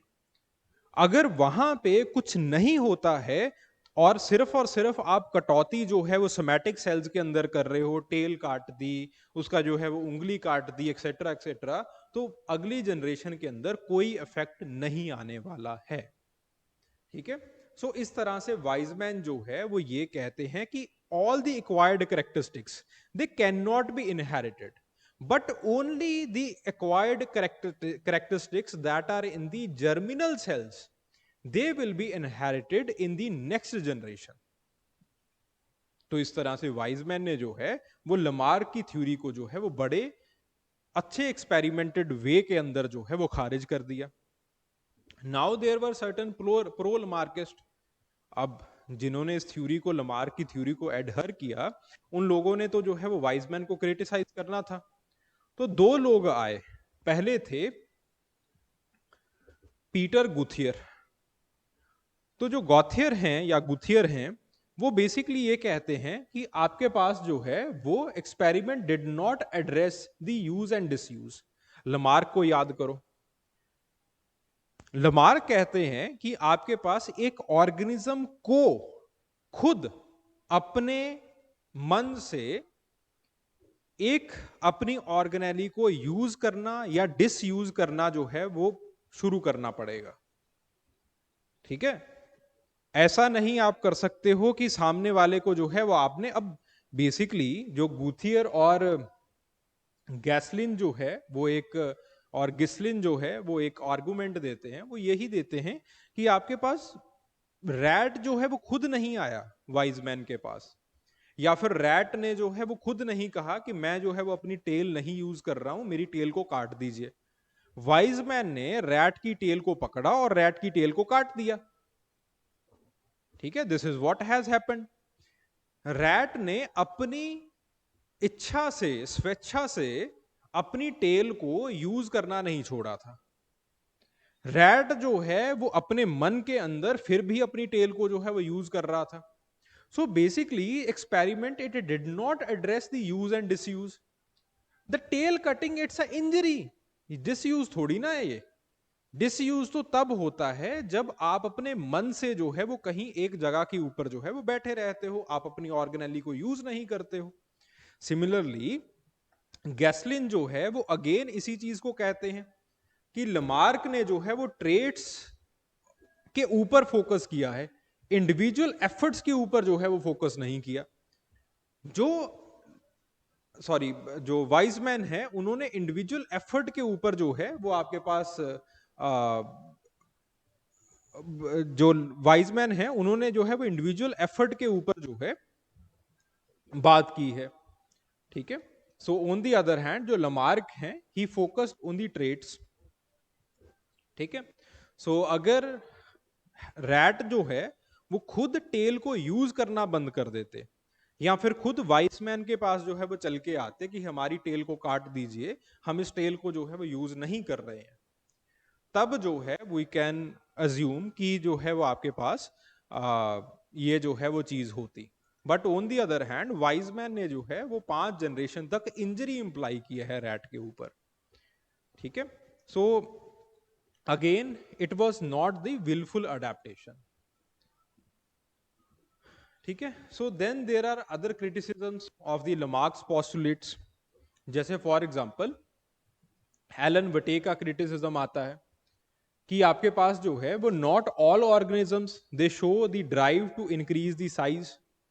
ठीक है, जैसे फॉर एग्जांपल दी हम जो है वो एवोल्यूशन के अंदर द केस ऑफ मोलस्क्स देखते हैं, या फिर हम जो है वो आपके पास जो केस ऑफ वॉर्म्स देखते हैं। तो हो सकता है कि आपके पास जो वॉर्म्स के इंसेस्टर्स हैं उनका काफी बड़ा साइज होता हो, लेकिन आपके पास धीरे धीरे जो है वो साइज छोटा होता चला गया। सिमिलरली आपके पास जो है वो अगर आप लायंस के इंसेस्टर्स को देखें तो लायंस के इंसेस्टर्स का जो साइज था वो काफी बड़ा था। ठीक है, बट इवेंचुअली जैसे ही वो लायंस के इंसेस्टर जो है वो मॉडर्न एरा के अंदर आते हैं तो उनका साइज जो है वो छोटा होना शुरू हो जाता है। Similarly take the case of other carnivores also. तो इटर्नल विटे के अंदर जो उन्होंने सेंस बताया था वो ये था कि आपके पास जो है वो डेवलपमेंट होगा, जो साइज जो है वो इंक्रीज होगा। ठीक है, सो अगेन जरूरी नहीं है कि हर एक ऑर्गेनिज्म का जो है वो साइज इंक्रीज होता चला जाता है। ठीक है, देन उसके बाद बात आती है एनवायरमेंटल प्रेशर की। ठीक है, so over the period of time हमेशा इन्वायरमेंटल प्रेशर जो है वो रहा है इंसान के ऊपर। जैसे फॉर एग्जांपल आज मेरे ऊपर इन्वायरमेंटल प्रेशर था कि मुझे जल्दी पहुंचना है, लेकिन ट्रैफिक जाम लगे हुए थे। ठीक है, बिकॉज ऑफ द रेन। तो मेरे अंदर तो देखो भाई साहब बहुत इंटरनल बिटे था कि मैं उड़ के पहुंच जाऊं। ठीक है, I wanted to fly, but मेरे तो पंख जो है वो नहीं आए। ठीक है, सो उसी तरह से जो है वो बहुत सारे स्कॉलर्स ने बड़े जोकिंगली जो है वो इसको कहा है that humans they have not developed the wings despite the elan vital और the despite the desire to fly. Again आपके पास जो है वो यूज एंड डिसयूज। अब बेसिकली बारहसिंगा के जो सींग हैं, they are the vestigial organs, ठीक है। बारहसिंगा के सींग जो है वो किसी काम के नहीं है, रादर देन दैट वो जो सींग हैं वो उनके डेथ का जो है वो कारण बनते हैं। कहीं ना कहीं जो है वो किसी जगह पे वो फंस जाते हैं, प्रीडेटर जो है वो आता है और उसको बारहसिंगा को जो है वो मार के खा जाता है, ठीक है। लेकिन वो जो वेस्टिजल ऑर्गन्स हैं, इतने बड़े बड़े ऑर्गन्स जो हर जनरेशन के अंदर ग्रो कर जाते हैं, दे आर नॉट यूज्ड, वो फिर भी वहीं के वहीं हैं ओवर द टाइम, वो तो जो है वो रिड्यूस नहीं हुए हैं, ठीक है। तो सिमिलरली जो आपके पास ब्लैक स्मिथ है, उसके डॉले जो है वो उसके बाइसेप मसल्स, ट्राइसेप मसल्स अच्छे खासे बन जाते हैं। लेकिन अगर उसके नवजात शिशु की बात की जाए, अगर उसके न्यू बॉर्न बेबी की बात की जाए, तो newborn baby it is just like a baby of a professor और a baby of a white collar job etcetera etcetera. दोनों के अंदर, दोनों के मसल्स डेंसिटी के अंदर जो है वो कोई फर्क नहीं होगा, ठीक है। अगेन आपके पास जरूरी नहीं है कि जो चीजें, जो करेक्टरिस्टिक्स जो है वो आप एक्वायर करते हो, जो भी आप I Q E Q over the period of time acquire करते हो, वो सारी की सारी चीजें जो है वो बच्चों के अंदर ट्रांसफर हो, आपकी नेक्स्ट जनरेशन के अंदर ट्रांसफर हो, ये भी बिल्कुल जरूरी नहीं है। मॉडर्न जेनेटिक्स ने इस चीज को जो है वो इंटायरली खारिज किया है, ठीक है। सो इस तरह से जो आपके पास लमार्क हैं उनको जो है वो क्रिटिसाइज किया जाता है, और लमार्क की थ्योरी जो है वो ऑलमोस्ट खत्म हो जाती है बिकॉज ऑफ, अगेन जनरली हम यही देखते हैं ना कि जब आपके पास एक बहुत बड़ी थ्योरी आती है तो जो छोटी छोटी थ्योरीज होती हैं वो धीरे धीरे से लुप्त होनी शुरू हो जाती हैं, ठीक है। वही जो है वो लमार्किज्म के साथ भी हुआ। लमार्क की थ्योरी को इतना ज्यादा क्रिटिसाइज कर दिया गया, इतना ज्यादा मॉक कर दिया गया, और उसी के साथ साथ जो है वो एक बहुत बड़े विज्ञानी आए, डार्विन, जिन्होंने जो है वो अपने पीआर के ऊपर काफी सारा काम कर रखा था, अपनी मार्केटिंग के ऊपर उन्होंने काफी सारा काम कर रखा था, ठीक है। उन्होंने प्रॉपरली जब वॉयज चलना था तो उसको काफी अच्छे तरीके से उन्होंने मार्केट किया कि मैं जो है वो वॉयज के अंदर जा रहा हूँ, 2.5 साल रिसर्च करूंगा एक्सेट्रा एक्सेट्रा। वहां पे जो है वो गैलापागोस आइलैंड के अंदर जाके उन्होंने जो है वो इंट्रिकेट ड्राइंग्स बनाई, इंट्रिकेट डायग्राम्स बनाई, ठीक है, चीजों को अच्छे तरीके से अपनी डायरी के अंदर डॉक्यूमेंट किया। देन उसके बाद वो वापस आए, वापस आके उन्होंने अपनी बुक को तब पब्लिश किया जब एवोल्यूशन के मुद्दे के ऊपर जो है वो चर्चा बहुत ज्यादा हो चुकी थी।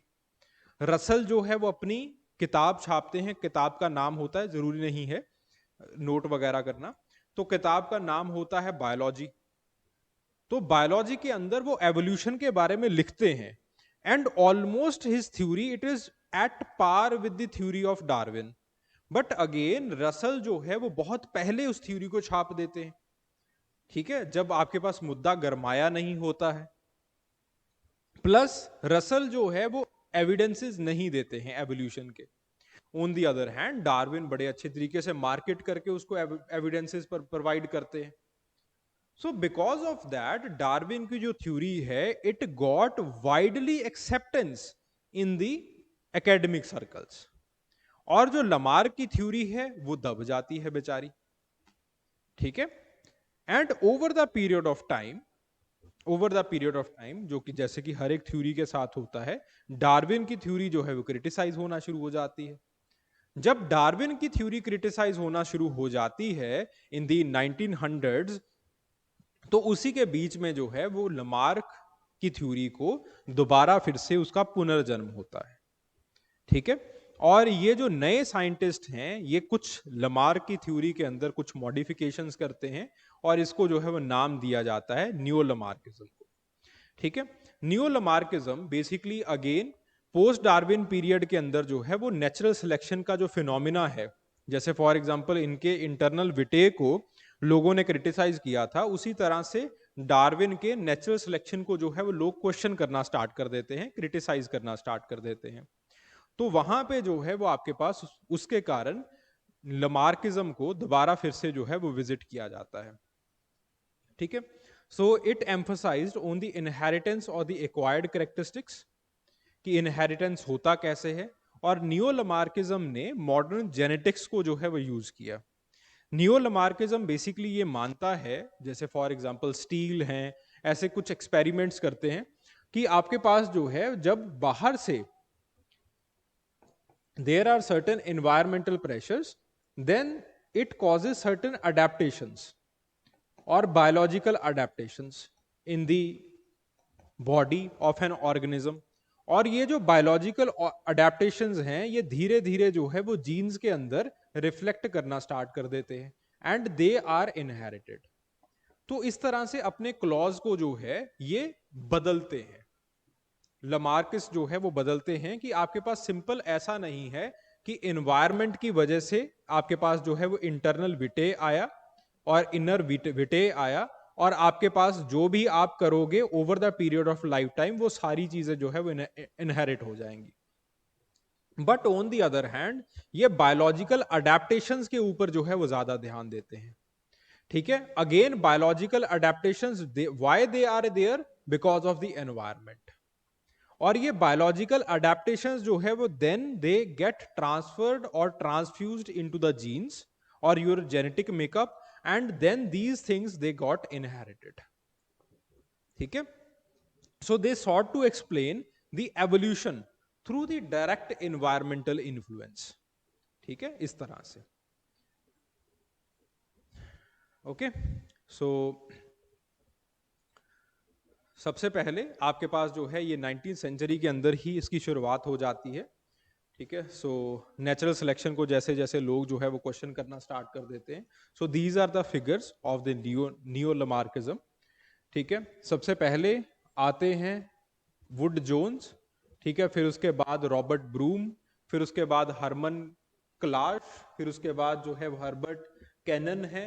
सारे याद करने की जरूरत नहीं है, जो कि इंपॉर्टेंट है उनको मैंने ऑलरेडी आगे चल के जो है वो बना रखा है। ठीक है, सो जो इंपॉर्टेंट लोग हैं वो यहीं तक हैं, लिंस्को तक हैं। बाकी जो है उसके बाद उन्होंने छोटे मोटे काम किए हैं। ठीक है,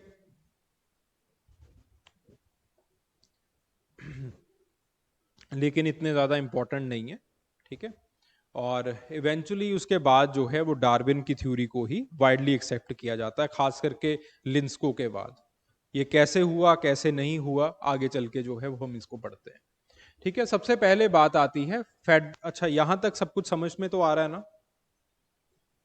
क्वेश्चन मार्क तो नहीं हो गए हो?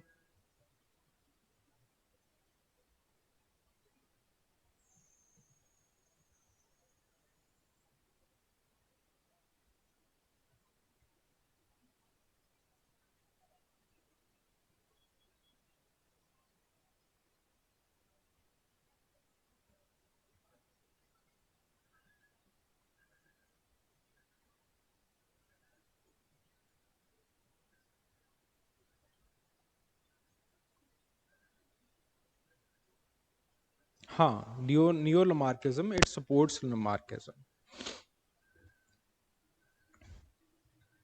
ठीक है, सो इसके अंदर सबसे पहले आते हैं Frederick Wood Jones. Frederick Wood Jones जो है वो बेसिकली अगेन इंसान के बाइपेडलिज्म के ऊपर काम करते हैं कि कैसे इंसान जो है वो चपाए जानवर से बाइपेडल जो है वो हुआ है। So basically he advocated neo Lamarckism to explain the human bipedalism. वो जो है वो बेसिकली अगेन बताते हैं कि आपके पास इंसान जो है वो जैसे ही धरती के अंदर आया, टेरेस्ट्रियल एनवायरनमेंट के अंदर आया because of the change of the environment, तो उस एनवायरनमेंट के चेंज की वजह से उसको जो है वो धरती के ऊपर चलना पड़ा। एंड जैसे ही वो चलना शुरू हुआ, बिकॉज पहले अगर आप ब्रांचेशन करते हो, अगर आप टहनियों के ऊपर अगर आप क्लिंज करते हो या फिर जो है वो आप लमके हुए रहते हो टहनियों के ऊपर, तो बेसिकली जो है वो आपके जो आर्म मसल्स हैं दे गेट वेल बिल्ट। ठीक है, उनके अंदर जो है वो बिल्ट क्वालिटी आएगी। बट जैसे ही आप टेरेस्ट्रियल एनवायरनमेंट के अंदर भागना या फिर चलना शुरू कर दोगे, तो आपके पास जो लेग मसल्स हैं उनके अंदर जो है वो अच्छी बिल्ट क्वालिटी आएगी। So eventually because of that, और उसी के साथ साथ बिकॉज आप टेरेस्ट्रियल इन्वायरमेंट के अंदर चलना चाहते थे, तो जोन्स कहते हैं कि आपके जो लेग मसल्स हैं और जो लेग के बोन्स हैं, बोन स्ट्रक्चर्स हैं, वो और ज़्यादा मजबूत होना शुरू हो जाते हैं। And eventually because of the change of the environment, आपके अंदर जो है वो बाइपेडलिज्म पैदा हुआ। ठीक है, and over the period of time, because there were long grasses, आपको खड़े होने की जो है वो जरूरत पड़ रही थी, जिस वजह से जो है वो again you started the bipedal locomotion. ठीक है, उसी के साथ साथ जो है you needed to carry the fruits, the food for your loved ones. ठीक है, तो अगेन अब जो हैंड्स हैं they are busy in collecting the foods और इन मेकिंग द टूल्स और इन कैरिंग द टूल्स, तो again you need your legs. ठीक है, तो अब फिर से जो है वो बिकॉज आपको टांगों की जरूरत है, तो आपको फिर से जो है वो टांगों के सहारे ही चलना पड़ेगा। जब आपको टांगों के सहारे ही चलना है, तो जोन्स कहते हैं that bipedalism it becomes a form of the locomotion. ठीक है, सो इस तरह से जो है वो कहते हैं कि इसके अंदर जब आप लोकोमोशन कर रहे थे, तो यहां पे नेचुरल सिलेक्शन वगैरह कुछ नहीं था। ऐसा नहीं था that nature wanted you to have the bipedalism, nature wanted you to have this kind of locomotion etcetera, ऐसा कुछ नहीं था। But rather it was a well formed environmental adaptation. ठीक है, आपको एक तरफ जो है वो अगर फूड कैरी करना है, और आप जो है वो किस तरह से चलोगे लैंड के ऊपर, the best form it is the bipedalism. आप ज्यादा से ज्यादा फूड कैरी करके जो है वो एक जगह से दूसरी जगह चलना चाहते हो, उसको ट्रांसफर करना चाहते हो, तो कैसे करोगे? बाइपेडलिज्म के थ्रू। अगर आप चौपाए जानवर हो, तो आप किस तरह से उसको जो है वो कैरी करोगे? मैक्सिमम आप जो है वो एक फ्रूट या फिर एक टूल जो है वो अपने मुंह में कैरी कर सकते हो, दैट इज इट, जैसे कुत्ता करता है, बिल्ली करती है, etcetera etcetera. But on the other hand it is ineffective. तो आपके अंदर एक ख्वाहिश जागी होगी, एक इंटरनल विटे जागा होगा, क्यों ना मैं आप अपने जो अगले हाथ हैं इनको बिल्कुल फ्री कर दूं और यहीं से जो है वो ऐसे पकड़ के सीधा जो है वो चल के चला जाऊं। तो बहुत सारे जो फ्रूट्स हैं, वेजिटेबल्स हैं, टूल्स हैं, पेबल्स हैं, उनको जो है वो इकट्ठा करके मैं ले जाऊंगा आगे की तरफ। ठीक है, so eventually this internal Vite, this behaviour of yours, इस वजह से जो है वो आपका बाइपेडलिज्म बना है। अब इस थ्योरी के अंदर और इस एनालिसिस के अंदर एंथ्रोपोलॉजिस्ट वुड जोन्स इस चीज को कहते हैं कि यहां पे नेचुरल सिलेक्शन की तो कोई बात ही नहीं है, बात सारी की सारी जो है वो इन्वायरमेंटल अडेप्टेशन की है, कि इन्वायरमेंट आपको चाहता है कि आप टेरेस्ट्रियल लोकोमोशन करो, टेरेस्ट्रियल इन्वायरमेंट के अंदर जो है वो आप रहिए। ठीक है, और आपकी इच्छा है कि आप ज्यादा से ज्यादा फ्रूट और फूड जो है वो आप एक्वायर करें, तो बेस्ट फॉर्म इट इज बाइपेडलिज्म। तो इस तरह से इंसान बाइपेडल हो गया। ठीक है, देन उसके बाद Robert Broom again he was a South African physician and palaeontologist. उन्होंने जो है वो बेसिकली ऑस्ट्रेलोपिथेकस अफ्रीकनस के अंदर काम किया था। ठीक है, सो रॉबर्ट ब्रूम को हम आगे चल के जो है वो वहां पे भी स्टडी करते हैं। ही वॉज नॉट डार्विनियन, डार्विन की आइडियोलॉजी के अंदर वो नहीं बिलीव करते थे, rather he believed in the लमार्किज्म। ठीक है, तो लमार्क को जो है वो उन्होंने ज्यादा बिलीव किया है। सो बेसिकली ही बेसिकली सेड कि जो एनवायरमेंटल प्रेशर्स हैं, इस वजह से जो है, अब बिकॉज अगेन उन्होंने अफ्रीकनस को जो है वो डिस्कवर भी किया, और अफ्रीकनस के साथ जब डिस्कवरीज की रॉबर्ट ब्रूम ने, because he was a professional palaeontologist, तो उनके आसपास जो है वो उन्होंने एक्सकेवेशंस किए। एक्सकेवेशंस के अंदर उनको जो है वो बहुत बड़े बड़े जो सेबर टूथ्स हैं और जो बहुत बड़े बड़े लायंस हैं, उनके बोन्स भी मिले। उसी के साथ साथ उन्होंने फॉसिलाइज जो ग्रासेस हैं उनको जो है वो ढूंढा। ठीक है, अब बेसिकली होता क्या है कि जैसे जैसे आपके पास इन्वायरमेंट ड्राई होना शुरू हो जाता है, तो वैसे जो है वो ग्रासेस अपने फोटोसिंथेसिस को जो है वो चेंज करते हैं। मैं अगेन ज़्यादा इसके थीसिस के अंदर नहीं जाऊंगा, ठीक है, so you have C1 C2 C3 kind of photosynthesis. तो अगेन उस फोटोसिंथेसिस के प्रोसेस को जो है वो चेंज किया जाता है, ग्रासेस जो है वो इस तरह से अडेप्ट करते हैं अपने एनवायरनमेंट को। तो वहां से उनको ये पता चलता है कि the environment that Africans was living in, it was a dry environment. और ड्राई एनवायरनमेंट के अंदर जो है वो obviously you are not going to have the evergreen forest, you are going to have the savanna kind of forest. और savanna kind of forest के अंदर भी आपके पास जो है वो सेबर टुथ्स रह रहे हैं। तो सेबर टुथ्स के साथ अब एक इंसान, खास करके ये जो बौना इंसान है अफ्रीकनस जैसा, जिसकी हाइट जो है वो 5 फुट की है, और आपके पास जो है वो पूरी तरह से ये बायपेडल भी नहीं है, और आपके पास जो टूल्स यूज कर रहा है they are again a very crude kind of tools. तो ऐसे कंडीशन के अंदर you simply can not fight the bigger lions और द सेबर टुथ्स। तो आपको अब क्या करना पड़ेगा? सो यहां पे ब्रूम जो है वो अपनी थ्योरी देते हैं कि बेसिकली आप नीचे उतरते हो, आप नीचे उतर के जो है आप जो सामने आपके जो है वो शेर वगैरह आ रहा है उसको आप देखने के लिए जो है वो बायपेडल अपराइट जो है वो स्टैंड होते हो। काफी टाइम जो है वो आपको स्टैंड होना पड़ता है। फिर उसके बाद आप जो है वो अपना फूड ढूंढते हो, फूड को कलेक्ट करते हो, और दोबारा फिर से भाग के जो है वो अपने जो पेड़ है उसके ऊपर जो है वो आप चढ़ जाते हो। This is what you do. ठीक है, अब बेसिकली यहां पे क्या हुआ है, जो so again you have to collect the food, you have to run. यहां पे आपको बायपेडल रहना पड़ेगा। अगर आप चौपाए जानवर हो तो again you are not able to have this. तो धीरे धीरे से according to Robert Broom these kind of adaptations happened. ये अडेप्टेशंस क्यों हुई हैं? Because of the environment. Environment change हुआ, एनवायरमेंट ड्राई हो गया।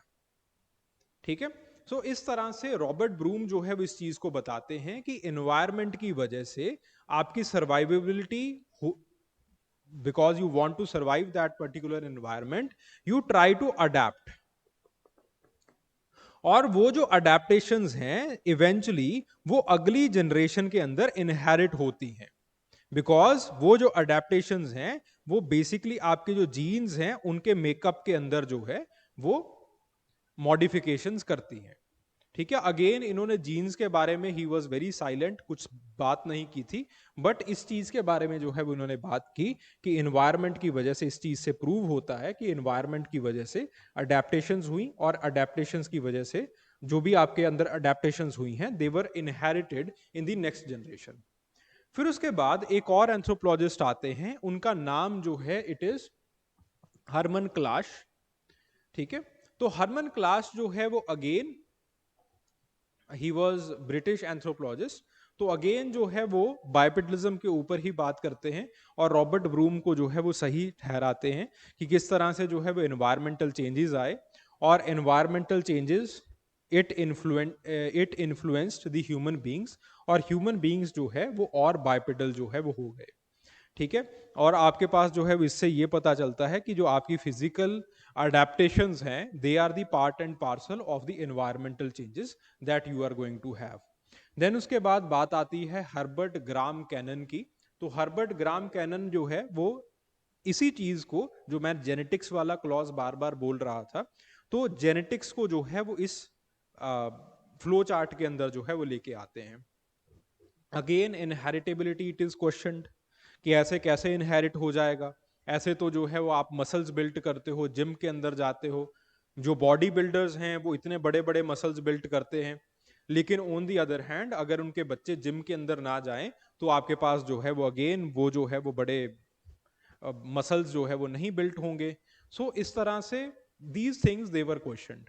अगेन आपके पास जो वाइजमैन की थ्योरी है वो भी रिसर्जेंस कर रही थी, जर्म प्लाज्म थ्योरी वो भी जो है वो डिस्कस की जा रही थी। तो उस कंटेक्स्ट के अंदर जो है वो आपके पास हर्बर्ट ग्राम कैनन जो है अपनी थ्योरी लेके आते हैं, और उन्होंने ये किताब लिखी थी the Lamarck and the modern genetics. उसके अंदर वो जो है वो बेसिकली ये कहते हैं कि आपके पास जो है वो जो इनहेरिट करेक्टरिस्टिक्स हैं, वो इनहेरिट करेक्टरिस्टिक्स धीरे धीरे जो है वो over the period of time आपकी जीन्स के अंदर जो है वो आना शुरू हो जाते हैं, आपके जेनेटिक मेकअप के अंदर जो है वो दिखना शुरू हो जाते हैं। एंड बिकॉज वो सारी चीजें आपके जो सोमैटिक सेल्स के अडेप्टेशंस हैं वो आपके जर्म प्लाज्म के अंदर दिखना शुरू हो जाते हैं, these things they got inherited, वो आगे जो है वो इनहेरिट होना शुरू हो जाती हैं। ठीक है, इन्होंने बेसिकली प्लांट्स के ऊपर काम किया था, हर्बर्ट ग्राम केनर ने। और पोटैटो प्लांट्स के ऊपर काम करते हुए इन्होंने ये दिखाया कि अगर पोटैटो प्लांट्स को एक पर्टिकुलर टेम्परेचर के ऊपर जो है वो रियर किया जाए, तो वो जो पोटैटो के प्लांट्स हैं और जो पोटैटो के फ्रूट्स हैं वो ज्यादा गोल और ज्यादा बड़े जो है वो बनते हैं।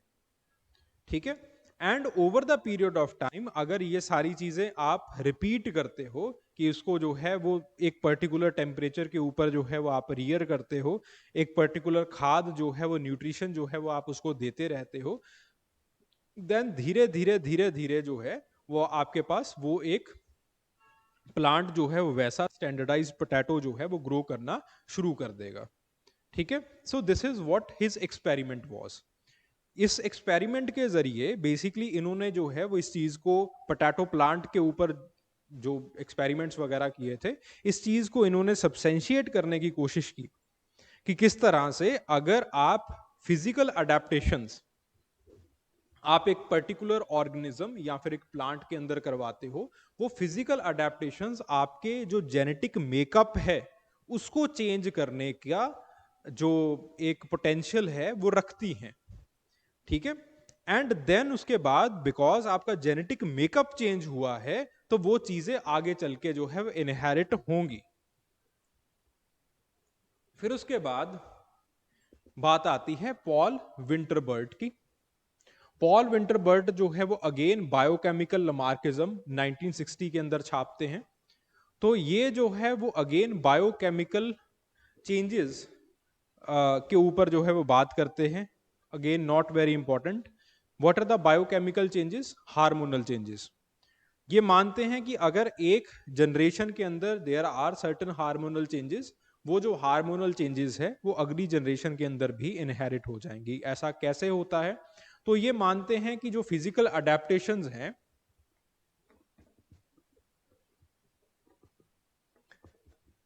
फिजिकल अडेप्टेशंस आपकी होती हैं, these physical adaptations they initiate certain biochemical changes and these biochemical changes eventually ये जो है वो आपके पास जीन्स के अंदर दर्ज हो जाती हैं और आगे चल के जो है वो इनहेरिट होती रहती हैं। ठीक है, अगेन इनको काफी ज्यादा क्रिटिसिज्म वगैरह जो है वो मिला, कुछ ज्यादा जो है वो इसकी एप्लीकेबिलिटी नहीं है। ठीक है, कोई बात नहीं, तो नोट कर लो उसको, इसमें क्या है, ये ज्यादा इंपॉर्टेंट नहीं है, सिर्फ कॉन्ट्रीब्यूशंस इंपॉर्टेंट हैं। अगर क्वेश्चन पूछा जाएगा नियो लमार्किज्म के ऊपर तो ये 10 मार्कर क्वेश्चन पूछा जाएगा, तो इसलिए मैंने ज्यादा जो है वो लिखावट के ऊपर ज्यादा ध्यान नहीं दिया, सिर्फ कॉन्ट्रीब्यूशंस वगैरह कि दीज वर द साइंटिस्ट और these were the major contributions, यहीं पे जो है वो मैंने चीजों की समाप्ति कर दी है। ठीक है, फिर उसके बाद बात आती है ट्रोफिम लेंस्की की। ट्रोफिम लेंस्की एक सोवियत साइंटिस्ट थे।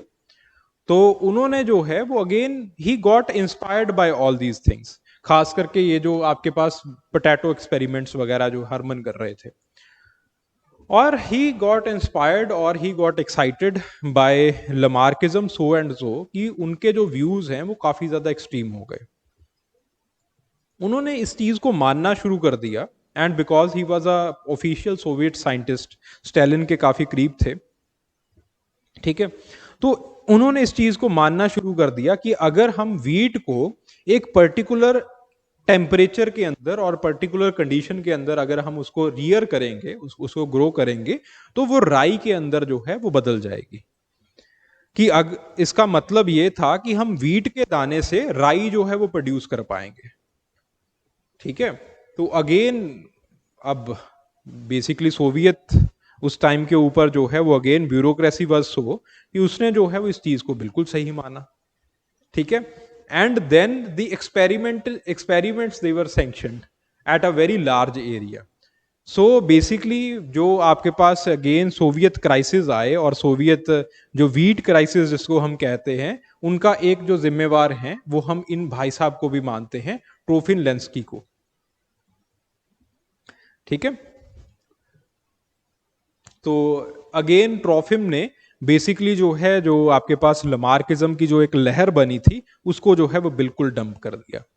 ठीक है, देन इवेंचुअली लमार्किज्म और the neo Lamarckism it was mocked.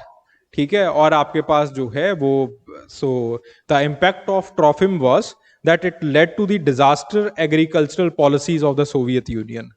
ठीक है, सो क्रॉप फेल्यूर हुए, और आपके पास जो है वो अगेन सोवियत बायोलॉजिकल साइंस को जो है वो वर्ल्ड वाइड मॉक किया गया. ठीक है, इस वजह से बेसिकली जो लमार्किज्म की जो एक लहर थी, नियो लमार्किज्म की लहर थी, वो डैम्पन डाउन हो गई. There were other also, George Henslow हैं, उन्होंने जो है वो again stress induced heritable variations के बारे में जो है वो बात की. उसी पोटैटो एक्सपेरिमेंट्स के ऊपर जो है वो इन्होंने दोबारा फिर से जो है रिसर्च की थी. ठीक है, फिर उसके बाद जो है वो आर्थर स्प्रिंग आते हैं, तो अगेन उन्होंने जो है वो केव डिवेलिंग एनिमल्स के अंदर किस तरह से अडेप्टेशंस होती हैं और वो अडेप्टेशंस आके इनहेरिट करते हैं, उसके ऊपर जो है वो बात की थी. फिर उसके बाद जो है वो डिंकर, कोप और आपके पास जो है वो हेथ की थ्योरी आती है. अगेन वो भी जो दोनों पेलियंटोलॉजिस्ट थे, उन्होंने भी जो है वो लमार्किज्म को सपोर्ट किया कि कैसे एनवायरनमेंट की वजह से जो है वो अडेप्टेशंस होती हैं. देन उसके बाद जो है वो थियोडोर ईमर आते हैं, तो अगेन वो भी जो है वो एवोल्यूशन, जो लमार्किज्म है उसको जो है वो ऑर्थोजेनेसिस के साथ जो है जोड़ते हैं.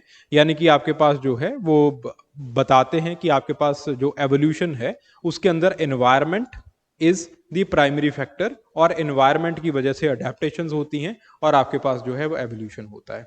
सो इस तरह से दीज आर द नियो लमार्किस्ट्स. फिर उसके बाद देयर वाज डिक्लाइन. एक डिक्लाइन का कारण तो ट्रोफिम खुद ही थे. दूसरे जो है वो आपके पास डिक्लाइन का कारण ये था कि उस वक्त जो है वो मॉडर्न सिंथेसिस आना शुरू हो गया था.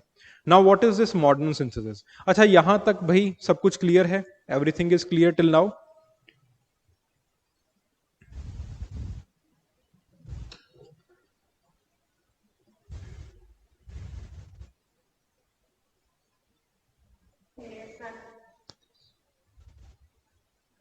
ओके,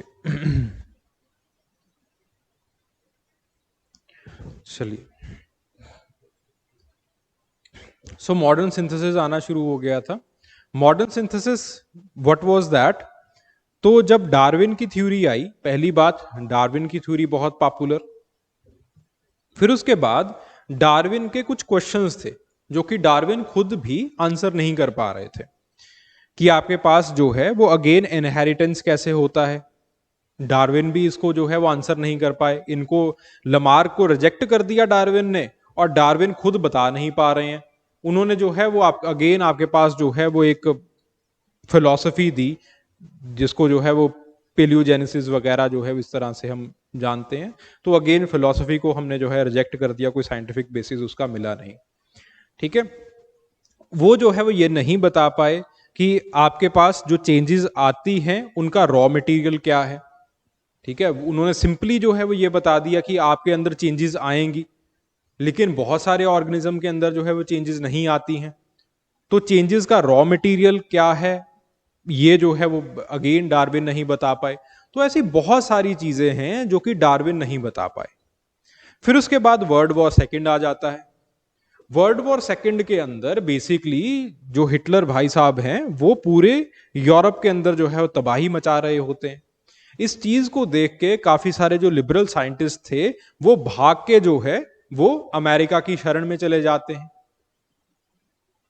ठीक है, और अमेरिका जो है वो ही वॉज स्मार्ट इनफ कि उनको जो है वो शिकागो यूनिवर्सिटी वगैरह के अंदर जो है वो उनको स्पेस दी, नौकरियां दी, और वो जो है वो फिर अपना एक प्रॉपर जो रिसर्च है एक दूसरे के साथ साझी करते हैं. और वहां पे जो है वो डार्विन के, जो कि डार्विन इन चीजों को समझा नहीं पाए थे कि इनहेरिटेंस कैसे हो रहा है, रॉ मटेरियल क्या है एवोल्यूशन का, नेचुरल सिलेक्शन अगर फेल करती है तो कैसे फेल करती है, नेचुरल सिलेक्शन जो है वो कैसे रिएक्ट करती है, एक्सेट्रा एक्सेट्रा, ऐसी बहुत सारी चीजें। तो उनके जो है वो हमें आंसर्स मिल जाते हैं। तो डार्विन की थ्योरी को और जो मॉडर्न साइंटिस्ट जर्मनी से आए थे और आपके पास जो है वो बाकी यूरोपियन कंट्रीज से आए थे, उनका जो है वो दोनों का संगम होता है और इसको हम कहते हैं द मॉडर्न सिंथेसिस। ये जो थ्योरी है it was a truly truly truly revolutionary theory, जिसको हम आपके सिलेबस के अंदर सिंथेटिक थ्योरी ऑफ एवोल्यूशन भी कहते हैं। ठीक है, वो सिंथेटिक थ्योरी ऑफ एवोल्यूशन जो है वो बनती है और आपके पास जो है वो जेनेटिक्स को नेचुरल सिलेक्शन के फिनोमिना के साथ जो है वो इंटीग्रेट किया जाता है और आपके पास जो है वो प्रॉपरली हम एवोल्यूशन को जो है वो समझ पाते हैं।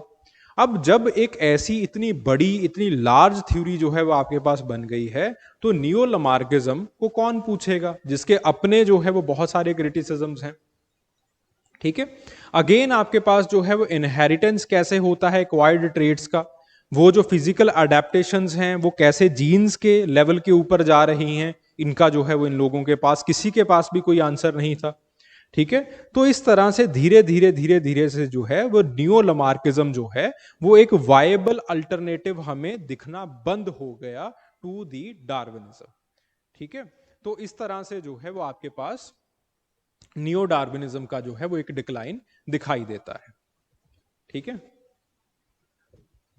सो कुछ एक्सपेरिमेंट्स वगैरह किए जाते हैं बट अगेन कोई ज्यादा जो है इसका सिग्निफिकेंस नहीं है।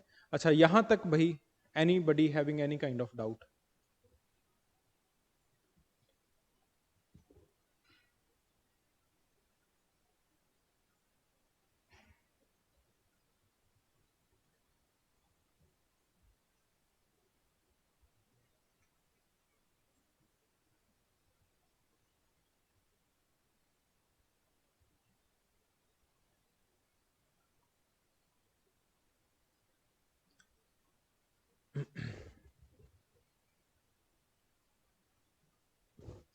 ये इतना ज्यादा याद कैसे रहेगा, रिवाइज करते चले जाओ।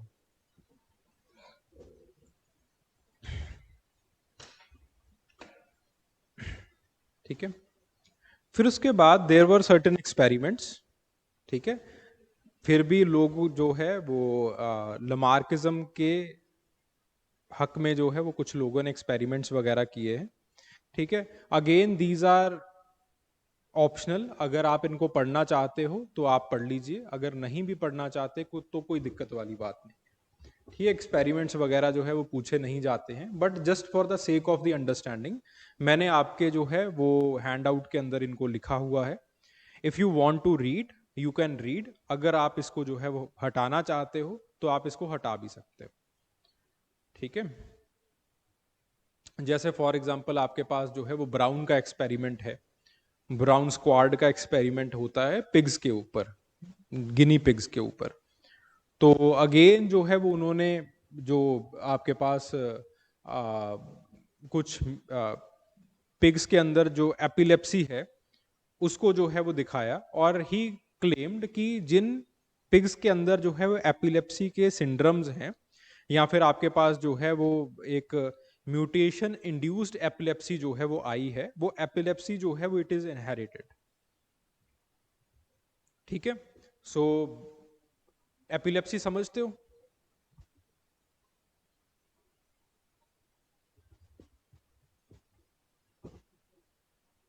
हाँ, मिर्गी। ठीक है, हाँ। सो तो उन्होंने जो है वो ये बताया कि अगेन कुछ पिग्स को जो है वो एक पर्टिकुलर एनवायरमेंटल कंडीशन के अंदर जब रखा जाता था ना तो उनके अंदर दौरे पड़ने शुरू हो जाते थे, मिर्गी के दौरे पड़ने शुरू हो जाते थे। तो उन्होंने ये चीज जो है वो इसके ऊपर एक्सपेरिमेंट करके दिखाया कि काफी टाइम अगर पिग्स को जो है वो इस तरह से एक पर्टिकुलर एनवायरमेंटल कंडीशन के अंदर रखा जाता है, उनके जो है कुछ अंगों को काट दिया जाता है, तो आपके पास जो है वो जो वो एपिलेप्सी है वो इनहेरिटेड हो जाती है, वो बच्चों के अंदर जो है वो जानी शुरू हो जाती है। सो आपके पास जो है वो इन्होंने ये बताया कि इस तरह से इन्वायरमेंट अगर एक एक तरह का क्रिएट कर दिया जाए तो जो ट्रेड्स उस एनवायरनमेंट की वजह से क्रिएट होंगे, those traits they will be inherited. ठीक है, बट अगेन इनको क्रिटिसाइज किया गया, कुछ लोगों ने जो है वो ये बताया दैट द रिजल्ट्स ये दे आर नॉट रेप्लीकेबल। ठीक है, तो बाकी लोगों ने भी इस एक्सपेरिमेंट को जो है वो रेप्लिकेट करने की कोशिश की, उनसे जो है वो नहीं हुआ।